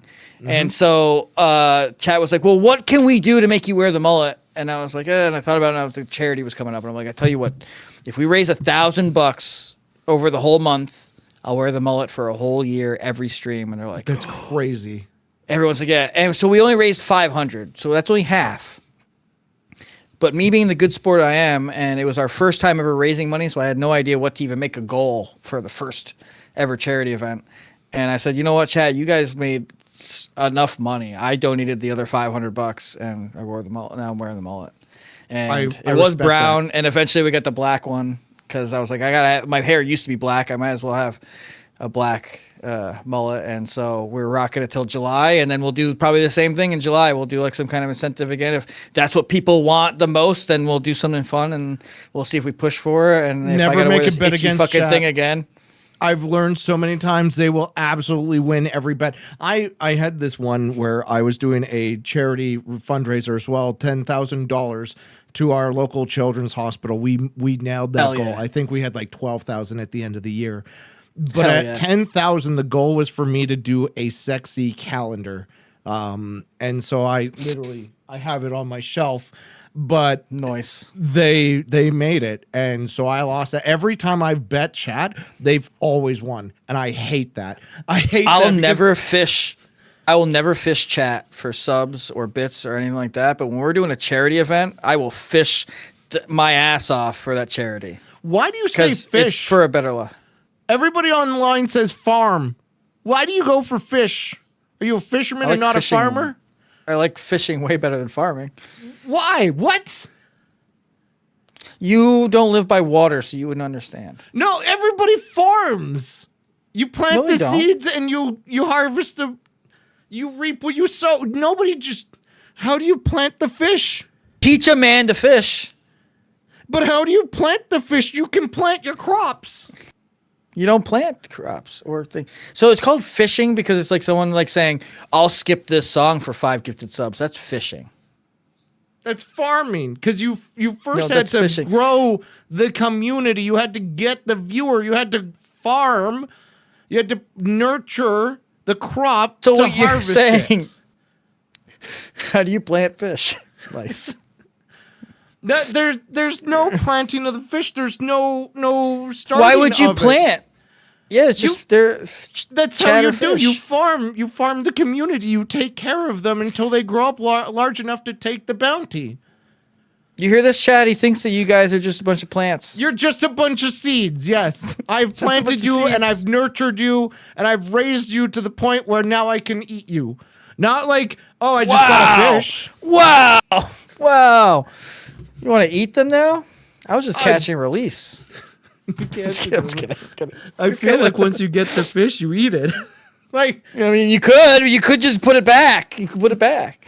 I baby When you birded when you harvest the plant, you can't put it back. It's harvested. It's done. Exactly. Sam's gonna But eat us. you can have the plant regrow for next year. Yeah, you have annuals, annuums. But that's a whole different plant. That's a different person. Yeah, it's the same plant. Whatever. Look at he's like, is Groot the same Groot? No, it's a different Groot. It's a the totally same different group. being. What do you mean? It's a different Groot. It's a totally different guy. He's got a different personality. No, I'm sorry. It is not. I'm sorry. You've now ruined my entire perspective on fishing. You gotta ever. watch Guardians of the Galaxy now. Anyways, you're doing that in July. That's the next big July, event yeah. you're doing. Yeah. Yeah, my last events were January 1st and Christmas. We did some cool like giveaways and stuff like that. So right now Alright. we're in the gap before I give away $25 Steam card giveaways to everyone that donates throughout the month. Top 10 gifted subs and bits, and then everyone who raids gets put in a $10 Steam card giveaway. So if you raid me, you don't even have to hang out. You'll just automatically get put into that, and you might wake up one day with $10 more Steam. Okay, that's pretty cool. But other than that, that's the only fun, cool stuff of that. Other than that, if you like watching someone die to the same boss over and over again until they eventually frustratingly beat it after 3 hours, I'm your guy. I know that feeling. I'm sure everybody actually enjoys that because most of my chat enjoyed it, except for the people that were like, hey, why don't you just beat it already? I thought you were good at game. I hate those people. I hate them so much. It says bad at games right there. I can see it. It's the first Listen, tag. just because it's a tag doesn't mean it's real. Tag. First tag. First tag. Yeah, it could be like the wrong. third or fourth tag in, but you put it first. That's usually like a bad sign. To be fair, it's not first in my... Oh, it is first in my list. I'll put it at the back. I'll put it in the back. He's like, change it. Yeah. Hell yeah, dude. Fair enough. Well, it was a pleasure talking to you and get to know you a lot more. Plus, I mean, now I'll totally know you a lot better when I go into your stream and say something weird. Like, did you know that 36% of pizzas are ordered with pepperoni on it in America? And that's 344 tons of pepperoni per day in the U.S.? I'll say something weird like that, and you'll totally understand now that I'm not a weirdo. Yeah. Yeah, it's a lot of pork. Is pepperoni pork? I don't know. Maybe. Sure, it sounds like it. I don't think the Italians do much more than pork or beef. Or yeah, lamb. I think it's just pigs, yeah. And fish. Okay, they do a lot of meat. Anyways. All the meats. I appreciate you coming on and making this Thursday an interesting stream regardless. So thank you for being a wonderful guest. I'm, of course, going to put this up on YouTube. I don't know when, but probably this weekend when I find some time. It's been a hell of a year, and it's only Thursday. Thank you for shouting him out, by the way, mods.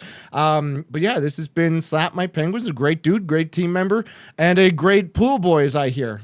Maybe you, if you're rich and a girl, you can pick him up someday. Maybe. I'm available. Fair enough. Well, thank you for being here. I'll of course talk to you later. And yeah, I appreciate it. Dude, Zam, much love, dude. Thank you so much for having me. Everyone, chat. It was good to see you guys. Have a great night, all right? Well, thank you. Have a good night. Goodbye.